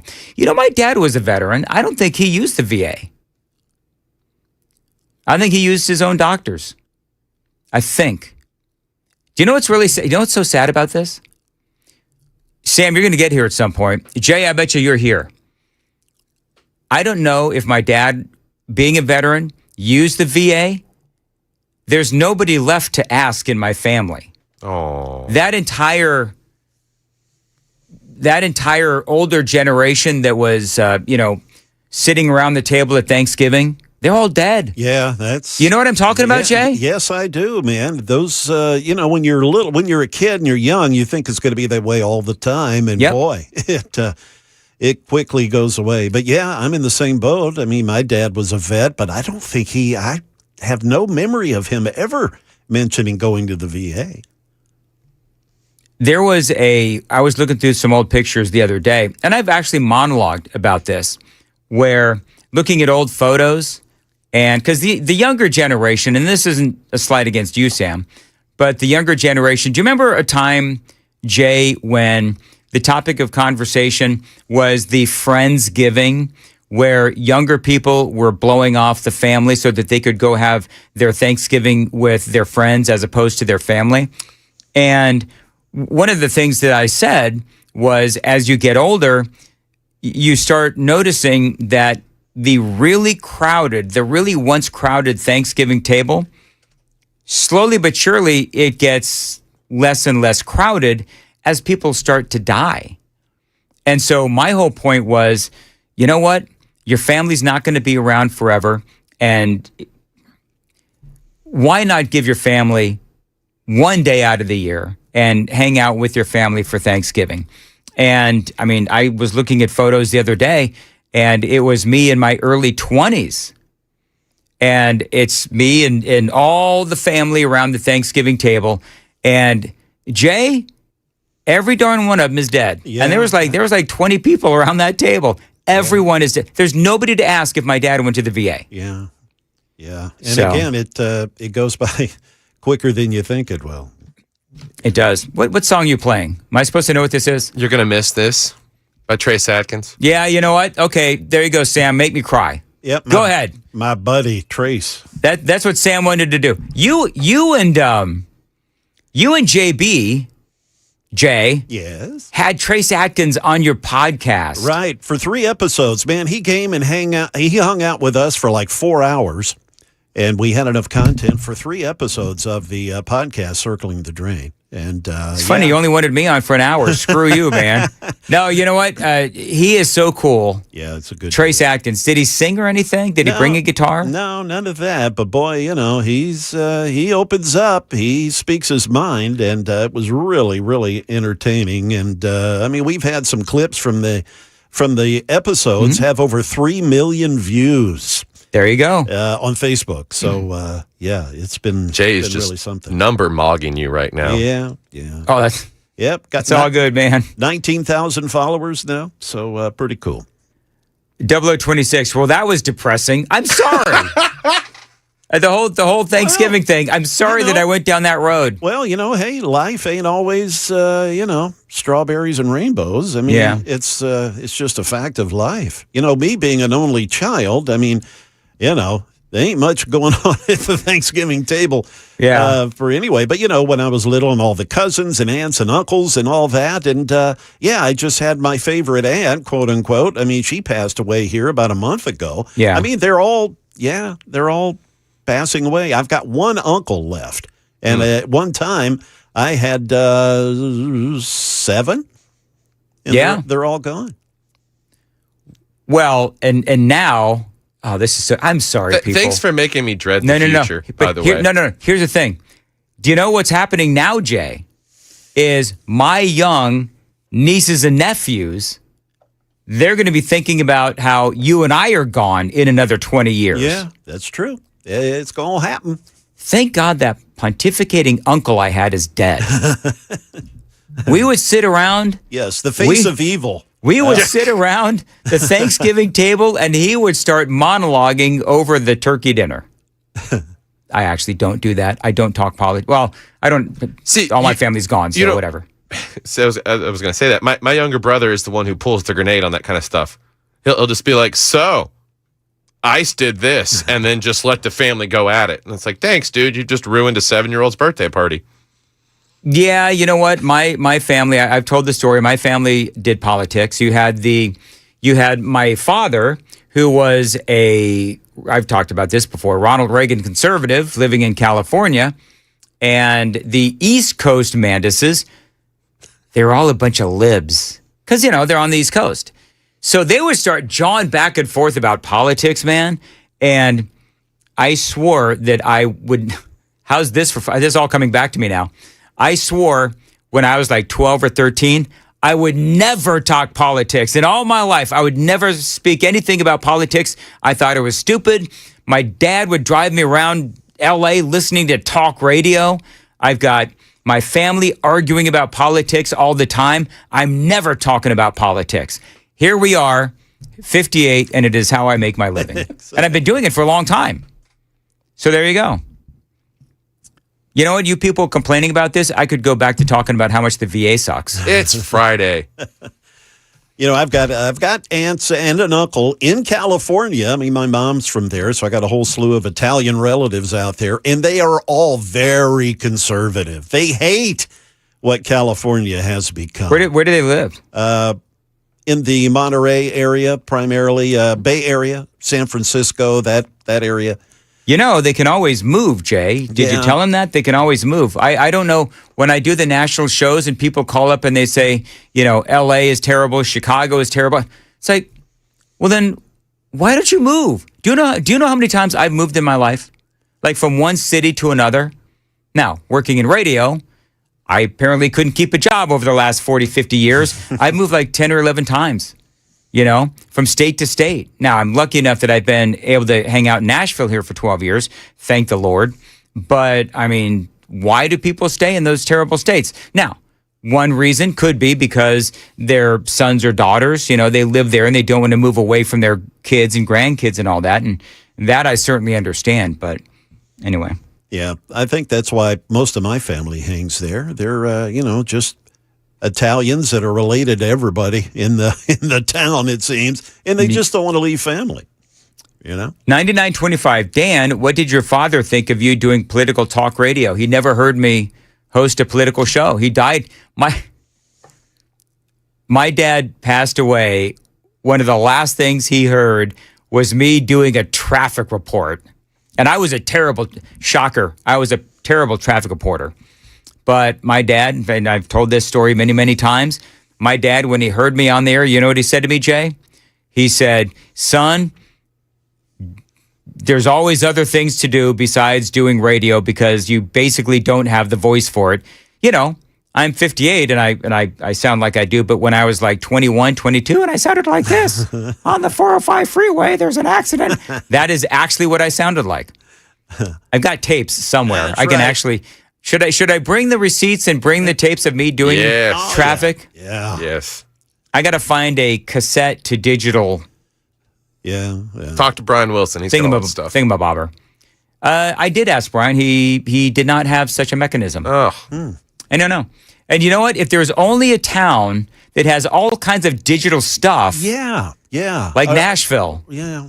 Like recording gear and Recording stuff. gear. Yeah. I mean, I know what you need. You need like a cassette player hooked up to a computer. That's all you need.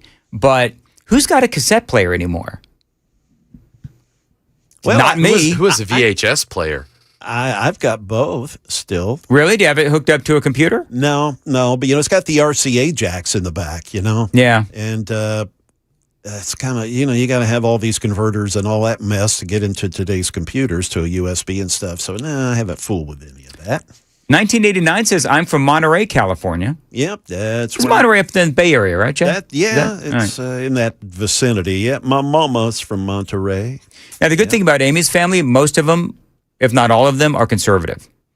And they're all younger because Amy's younger. So Amy's family is all conservative. So when we all get together for Thanksgiving, nobody really talks about politics, but if they do, we all, generally speaking, agree. It's fun to have some family members that are on the other side of it, and especially when they're the minority of the population of the family. Yeah. Because then we just all get to gang up on them and tell them they're stupid. We love them, but they're stupid. Yeah, my son's wife is just a left-wing nut job, and we just don't, we just don't bring it up.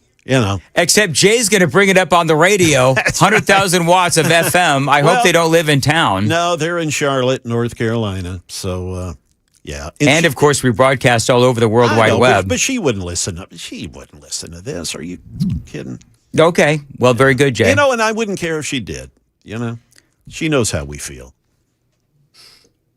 Keep going, Jay. Yeah. Brutally honest with Jay Harper. Yep, absolutely. Sam, here's what we do. Sam, you and I just, we got to be quiet. So angry Jay just starts slowly flowing out. Yeah, I could be like Angry Grandma on Facebook. I don't know if you're familiar with that. No. Yeah. No. It's this older woman who just throws the F-bomb around. I mean, it's hilarious. Well, here's what we know, and I've experienced this myself several times, is that the leftists of the family are the ones that disconnect with the conservatives.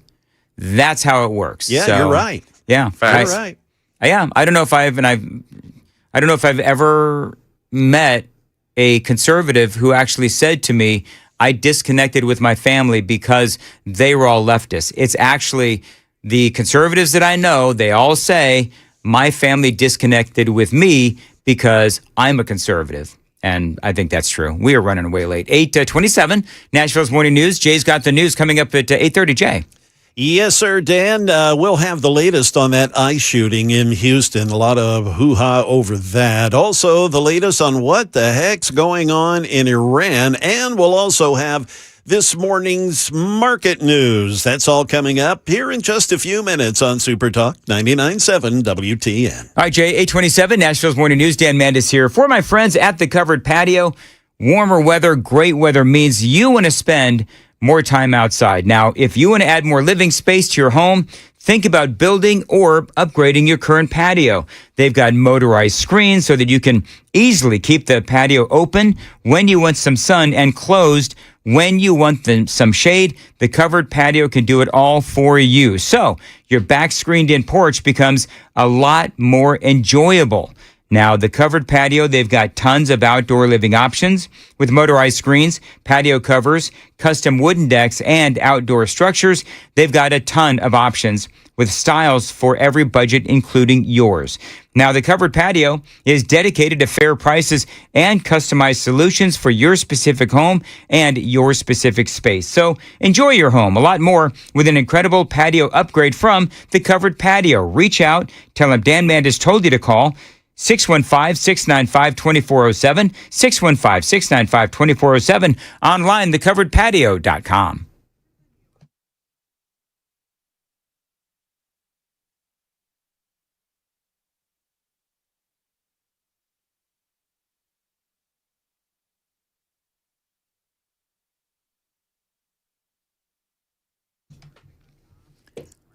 All right, 8:29, Nashville's Morning News. And listen, Window Nation, they are here for you.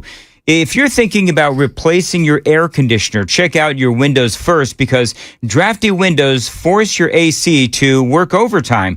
New windows from Window Nation, they can help your home stay comfortable and reduces the strain on your HVAC. And right now, the pros at Window Nation, they can help you get new energy efficient windows at a great price.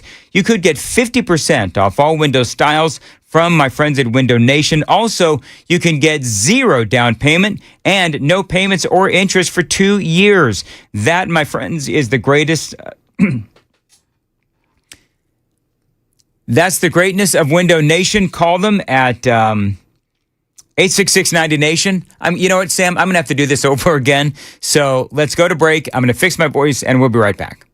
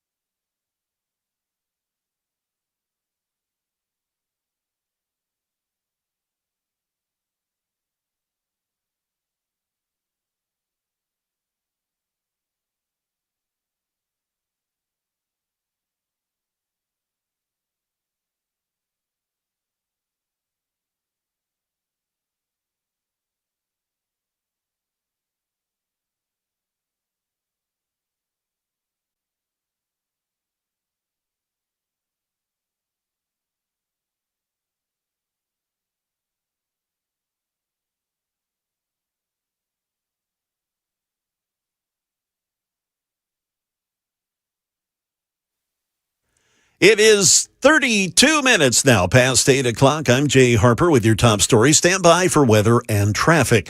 The Department of Homeland Security admits the man shot and killed by ICE in Houston this week was not the intended target of their investigation. In a statement, a DHS official is now saying 52-year-old Lorenzo Salgado Araujo, who was a husband and father of three, was stopped by ICE because he resembled the target of an investigation, causing officers to stop his van. Here's ABC's Jay O'Brien. The Washington Post now reporting migrants who were in the car with Salgado Araujo, through statements given to their lawyer, dispute key parts of ICE's narrative. One writing, it is impossible for them to say that they were going to get run over. There were no officers in front of or behind the vehicle. They were on the sides. New information on Iran after days of retaliatory strikes against Iran this week. Here's ABC's Martha Raddatz. Technical talks about Iran's nuclear program are continuing. A U.S. official telling ABC that the United States is still committed to finding a resolution so Iran can never possess a nuclear weapon. But there has been no evidence of progress, and with the missile strikes this week, only major setbacks. The Market Numbers Report, it's brought to you by Beacon Capital Management. They're online at beaconcm.com. With this morning's report, here's Jim Ryan. Investors watching for movement in the Persian Gulf peace process cautiously moved the major stock averages higher Thursday. The Dow rose 139 points to close at 52,487. The S&P gained 0.8%, the Nasdaq 1.3%. Mortgage rates have crept back up to about 6.5%, but it might be the price of a home that keeps would-be buyers out of the market. The National Association of Realtors says the median is $440,600. Pressure from Chinese competitors apparently has been too much for Volkswagen to bear.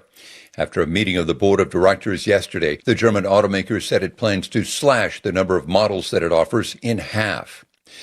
Crispy, crinkled, or steak cut? Today, Friday, is National French Fry Day. Arby's, McDonald's, Wendy's, Carl's Jr., and other restaurants are offering freebies or discounts on French fries through their respective apps. Let's take a look at the stock numbers now that the bell has rung. The Dow, it's up 62, the S&P's up 12, and the Nasdaq, it is up 33. I'm Jay Harper. That's your latest news and weather, WTN News.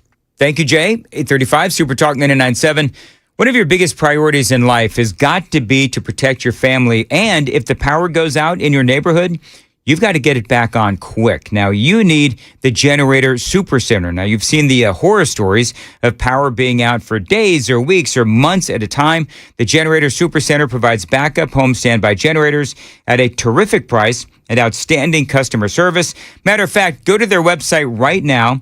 That's going to be GeneratorSuperCenterofNashville.com. Find out how you can save $500. Tell them Dan Mandis told you to reach out and see how you can get started. Again, that is GeneratorSuperCenterofNashville.com. They do feature turnkey installation, certified plumbers and electricians, and service after the install, and a whole lot more. So, the power goes out in your neighborhood, you've got a backup power generator, so your power goes right back on. At the Generator Supercenter, they also have their generators made right here in America. 615-879-1952, 615-879-1952. Don't forget to check out their website, GeneratorSuperCenterofNashville.com, and see how you can save $500.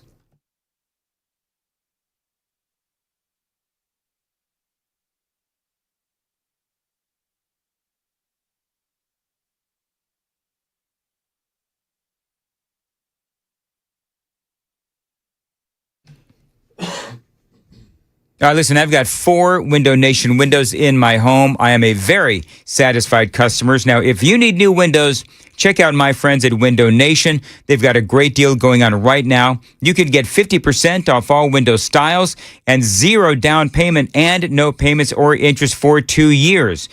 So they can help you get new energy-efficient windows at that great price. Now, this is why they do have an A+ rating from the Better Business Bureau, 96% customer satisfaction rating, and over 45,000 5-star reviews. Find them online, windownation.com. Window Nation is a proud partner of the Wounded Warrior Project And don't forget that great deal going on right now. 50% off all window styles and 0 down payment and no payments or interest for 2 years. It's windownation.com.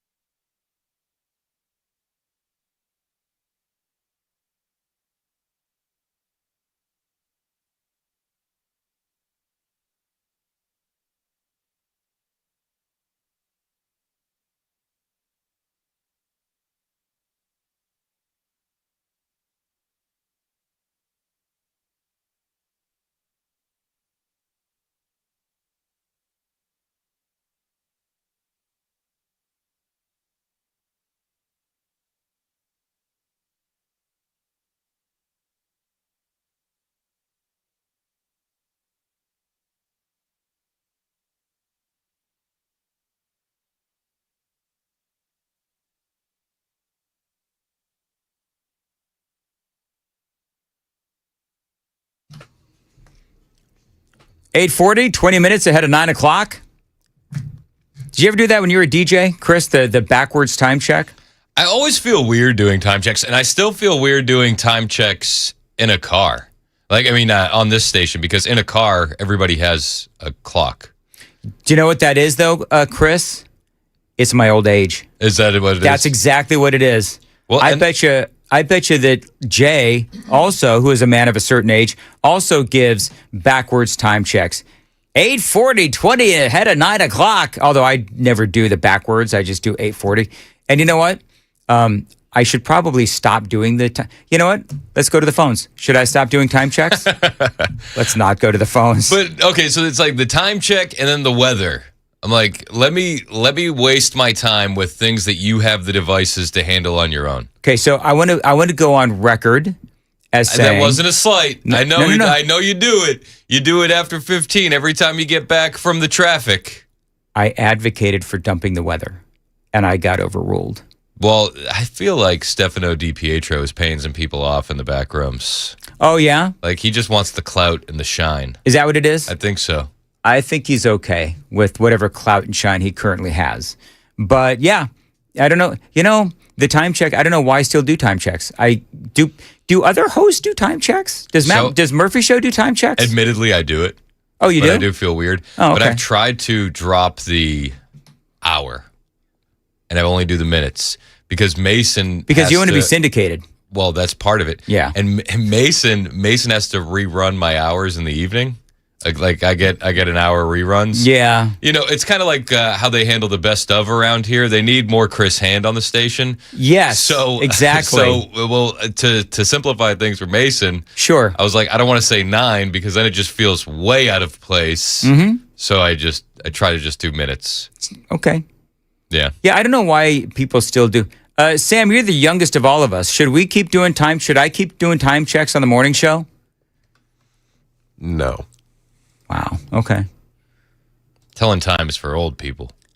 Okay, 10:90. Well, especially because the clock in there is off sometimes. So when you say it is 8:42, it's actually 8:43. Not only is the time off in here on this like satellite clock that's supposed to never be wrong, but it's been like 3 days off for the last couple of weeks. It says it's Sunday, July 10th.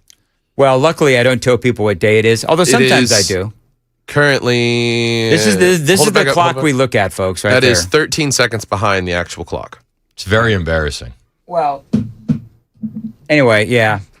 So 1090 says keep with the time checks because some of your audience is also of a certain age. So that's what they're talking about. I appreciate the time checks because I'm usually on a mower. Oh, all right. And I don't have the hands to grab my phone and check myself. Shout out to the mowing gang. It's exactly right. For those of you watching on Super Talk TV, you may have seen Dan freeze up there when he said, check myself. Yeah, what was that about? Yeah. Nothing. Explain. Shut up, you two. Enlighten the audience. 1487 says, I will stop listening if y'all stop time checks. I listen getting... You better not. I listen... That'll be the last straw. I'm gonna do it. I listen getting ready for work. It keeps me on time. Wow. Okay. Now I'm under pressure. It's 8:44. Just so we're all clear. But see, certain generations like that listener, they have a job and they want to be on time. You know what Valerie says? I think it's helpful. When I'm out gardening, I'm not looking at my phone and it helps. Okay. I believe in personal responsibility. I'm sorry. If you need me to hold your hand with the digits on the clock, I can do that. If you need Dan Mandis to tell you the time, you're a socialist. Jerry says, and I happen to know that Jerry's not a socialist. She says, keep the time and the weather. Not everyone is in the car. Hit like and subscribe. Sure. It's exactly right. Hit like and subscribe. Where is Mitch McConnell? Are you alluding to heaven or hell? Well, that might be an eventually conversation, but no, I just mean like, do you think he's brain dead, yes or no? No, dude, he spent 17 minutes talking about Teddy Roosevelt and how he changed the vice presidency of the modern era with Scott Jennings, obviously. Clearly, yeah, Scott Jennings obviously was telling the truth. I said it on my show a couple days ago. I thought it was admirable that Scott was looking out for his boy there because that's clearly what he was doing. Yeah. But it gives off Joe Biden has more energy than all of us vibes. That's exactly what it does. And I think the Jennings, I get his loyalty. By the way, I've got the Mitch McConnell being wheeled into the ambulance video that has now come out on Super Talk TV. And then his wife, she went to China? Is that what happened? Yeah, Elaine Chao, she went to China. So, dude, not only did he have to get CPR, but they roll him into an ambulance. And she's out there saying that, you know, she would rather spend the time with the Chinese vice president than her own husband. So, for the clarification for some people on the rumor of being brain dead, Dan has pointed out several times this was a cardiac event that required CPR. The longer you go without someone pumping blood through your brain, the more likely you will end up brain dead. And it was something like, like 20 minutes before they even got there? I don't know if that was really if he was alone, who called the, because Elaine Chao wasn't there, maybe he's got servants, but... Or life alert. Help, I've fallen and I can't get up. So is Elaine Chao an agent of China? Do you know what's yes. Do you know what's weird? Mitch McConnell actually looks like the I've fallen and I can't get up lady. He does. No, think about it. Pull that up. The classic one. Not when they made it all DEI, but the original I've fallen and I can't get up lady. I believe, if I'm thinking about it, she looked like a parrot, which means she looked like Mitch McConnell. Do you remember the weird death of Elaine Chao's sister? Yeah, they were on a big property and she was in a car and she accidentally, if I remember right, she put the car in reverse or something and she drove herself into a lake. Yep. She was accidentally reversing her Tesla into a private pond. You know, now that we know that Elaine Chao is, you know, from the CCP, suddenly all of that becomes a little bit more sus. She was a shipping CEO too. That's right. She was worth like millions. Highfalutin. That's highfalutin. It was a terrible story. We're not making fun or light of it. But we are saying, does it pass the sniff test? It's in the similar waters for me as when Obama's chef went for a swim. Similar waters. So you are confirming, Sam, that the original I've fallen and I can't get up lady does indeed look like Mitch McConnell. A little bit, yeah. She just needs his glasses. Okay. Word on the street is that the original I've Fallen and I Can't Get Up lady is in better shape currently than Mitch McConnell. And she was like 100 in 1984 when those spots first came on the air. So the sister of Elaine Chao was making a 3-point turn at her 900-acre ranch in Blanco County. Is it Blanco or Blanco? Blanco County, Texas. She accidentally put her Tesla Model X in reverse instead of drive, sending the car over an embankment into a deep pond. Did you say 90 acre? 900 acre. And you managed to back up into the one area that you could trap yourself in a car and drown? Okay, listen, I'm not trying to get into female or Asian driver jokes here. All right, so keep it PG. We don't need to go down that road. Somebody died, Sam. Make a 3-point turn and back this up. Sorry. Is it too soon? Apparently not. Maybe. Yeah. You start to see water bubbling up over the back windshield. You've gone too far. I would never make female or Asian driver jokes. Oh, not you. I would never. Wasn't that one of the first things you did on the radio station? You made a female driving joke? Probably. That tracks. It does track. That tracks. It does track. Oh, wait. No, wait. The AP said that she was drunk when it happened. On Chinese wine? Says here, sake bombs were involved. No, that does not. That's not in the AP story. You're right. Sorry, that must have been a pop-up ad. I'm sitting here thinking the AP actually wrote in the story that she was drinking sake bombs. I'm so tired I would have believed it. Oh, it wasn't a sake bomb until she got behind the wheel. All right, everybody's got to stop. What? The woman's dead. R.I.P. You guys are terrible. You know what? Can we go back to talking about time checks? You know, every time I look at a clock, I think about Elaine Chao. Jay's mysteriously quiet. You all right back there? I'm compiling the news headlines. Jay's like, I don't want anything to do with this, man. So what was the sister's name? Angela. Oh, I thought maybe it was Puppy. Oh, hold on here. Wait a second. Whoa. Did you hear what he did? I did. Hold on. So I'm on the AP site. Just so everyone knows, that was Jay Harper that said that. Middle name, Purina. I was on the AP site. You ready? And I see the most read stories over to the right. They have like the trending stories. That's what they do because they want to keep you on the site longer, and it works. And I found a story here that I think we should bring up. Okay. Outbreak of diarrhea-causing parasite grows to more than 1,000 cases. Yep, 18 states affected. Okay, can I tell you something? You know what Murphy says? It's going around. Yes, it is. And coming out. Riker is really excited about this story. Like, he and I had a 15-minute conversation on the explosive poop. Really? Yeah, he was very excited about it. And I'm okay, well. Nearly 1,000 people in Michigan have been diagnosed with a parasitic infection that can cause weeks of watery diarrhea, making it the largest such outbreak in state history and one of the nation's largest in years. No deaths have been reported. Yet. I think that the people that make toilet paper somehow planted this. This is big TP, isn't it? It's written all over big it. TP, that's exactly what it's big toilet paper. This stinks to high heaven of big bleach. Okay? Oh, okay. No amount of toilet paper is going to save you in that instance, but you're going to have a bowl to clean up, okay? I throw that bowl away. The cyclospora... You know, that's when I finally buy that bidet I've been wanting for years. Oof. The source of the cyclospora infection hasn't been identified. Meanwhile, investigations into similar illnesses have been going on in 28 other states, including Ohio, where people just across the Michigan border are also becoming sick. I want to know, so it's contagious? Very. Or, all right. I mean, what would you prefer, this or Ozempic? I'd take a little cyclospora myself. You know, I've had that condition. Ozempic?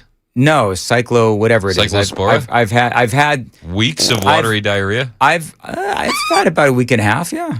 Really? Yeah, I lost like 10 pounds. Can you stop? We're not going to do that again. Yeah, I lost like 10 pounds. Cyclosporiasis. I had the worst case of. Well, anyway. Here's the thing that I find weird. As I go on in this article, the heat-loving parasite infects the bowel and spreads through feces. So if it spreads through the feces, people ain't washing their hands. How is it going around? Do you know that most people don't wash their hands when they go to the bathroom? I do when I do number 2. Jeff says that's because they're eating the cats. They're eating the dogs. You know, it's funny. One of the things that would actually help an infection like this would be some bananas and rice. Yeah, I think you're right, actually. It's less common than a number of other foodborne illnesses. Is it moving towards our state? That's what I want to know. Because, listen, I'll work from home. We have to wear masks. That's the only way. We have to wear masks. And latex gloves. Well, a Taco Bell in Michigan, they're pulling tomatoes, lettuce, cilantro, and raw onions from the menu, thinking that perhaps, there's some kind of contamination with the veggies. I mean, I hate to break it to you, but the horse meat in the tacos is still going to give you diarrhea. Just won't be as explosive. Listen, when I need to slim down for a big thing coming up, I go to Taco Bell. I really hope that they made somebody at the AP write this article and it's not just AI, because now I keep scrolling. I can't get away from it. This is like the longest AP article ever. Like if there's a story on Iran, it's like 3 paragraphs. But for some reason, this is like 4 pages long. Comprehensive data on cyclospora outbreaks is lacking, but available information shows only a small number of documented outbreaks in the last 20 years. That short list includes a 1997 outbreak tied to Guatemalan raspberries and a 2019 outbreak linked to Mexican basil. People are eating breakfast, and we're getting all kinds of hate. So we're going to wrap this up. I don't understand why we're giving our basil a nationality here. If you wanna like flush Basil your has show no down the borders. toilet, you can do this after the news at 9. I'm going to tell my friends about USS United Structural Systems 855. There's your time check, by the way, people. So please keep listening. Cyclospora, that's a crack in your foundation. And there's some water getting in there. Or a foundation in your crack, but Can I proceed, please? 856. Have at it, Dan. 857. All right. Whether we're talking about waterproofing, concrete leveling, or foundation repair, my friends at USS, they are the best here in Tennessee. Now, these types of issues, they don't get better over time. They actually get worse without the proper fix. You know that, they know that, and they are here to help you. Now, they've been out to my house a number of different times, and they've helped me with a number of different things. Now, here's the thing. These days, if you don't have the money right now to get fixed or whatever you need to get fixed, they can help you with special financing. Get a 10% discount when you pay in full, or fix it now, pay it later with 18 months, no payment and no interest, or choose the 36 months, no interest with low payment option for qualified homeowners. So call them, tell them Dan told you to reach out, 615-488-7855, 615-488-7855, USSTN.com. That's USSTN.com.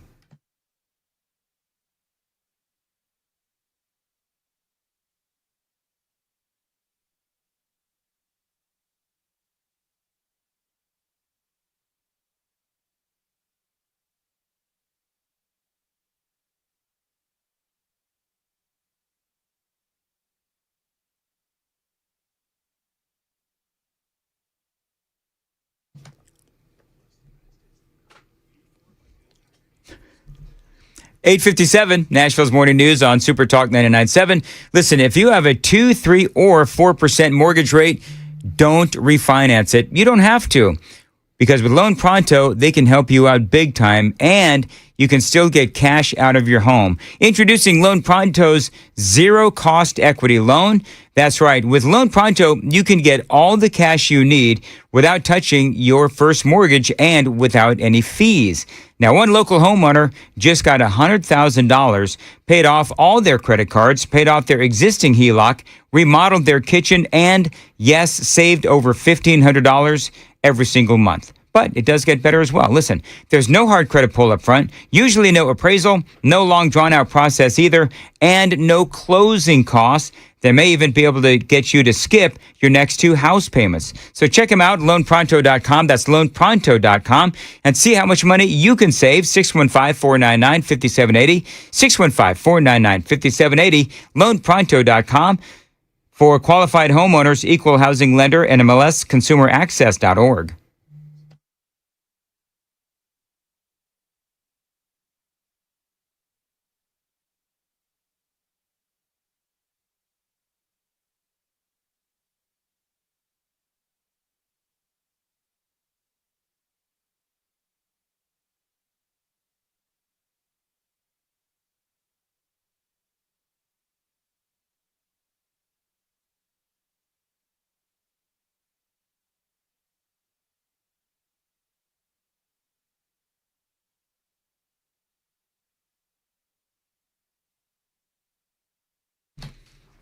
$8.59. See, now, you know what the great thing is? Now, every time I give a time check, it's like positive affirmation for me because I'm actually doing something right on this morning show. 7546 agrees with you. Keep the time checks. If Chris wants to berate those of us who like the time checks, he needs to understand not all of us have a cushy desk job. Some of us work for a living.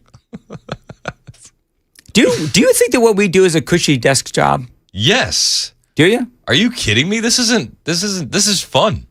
I just spent the last 20 minutes talking about diarrhea and Chinese agent sisters, Dan. And time checks. Do you think this is real work? No. Well, the prep is work. The on air is usually fun. Yes. So, yeah. Amen.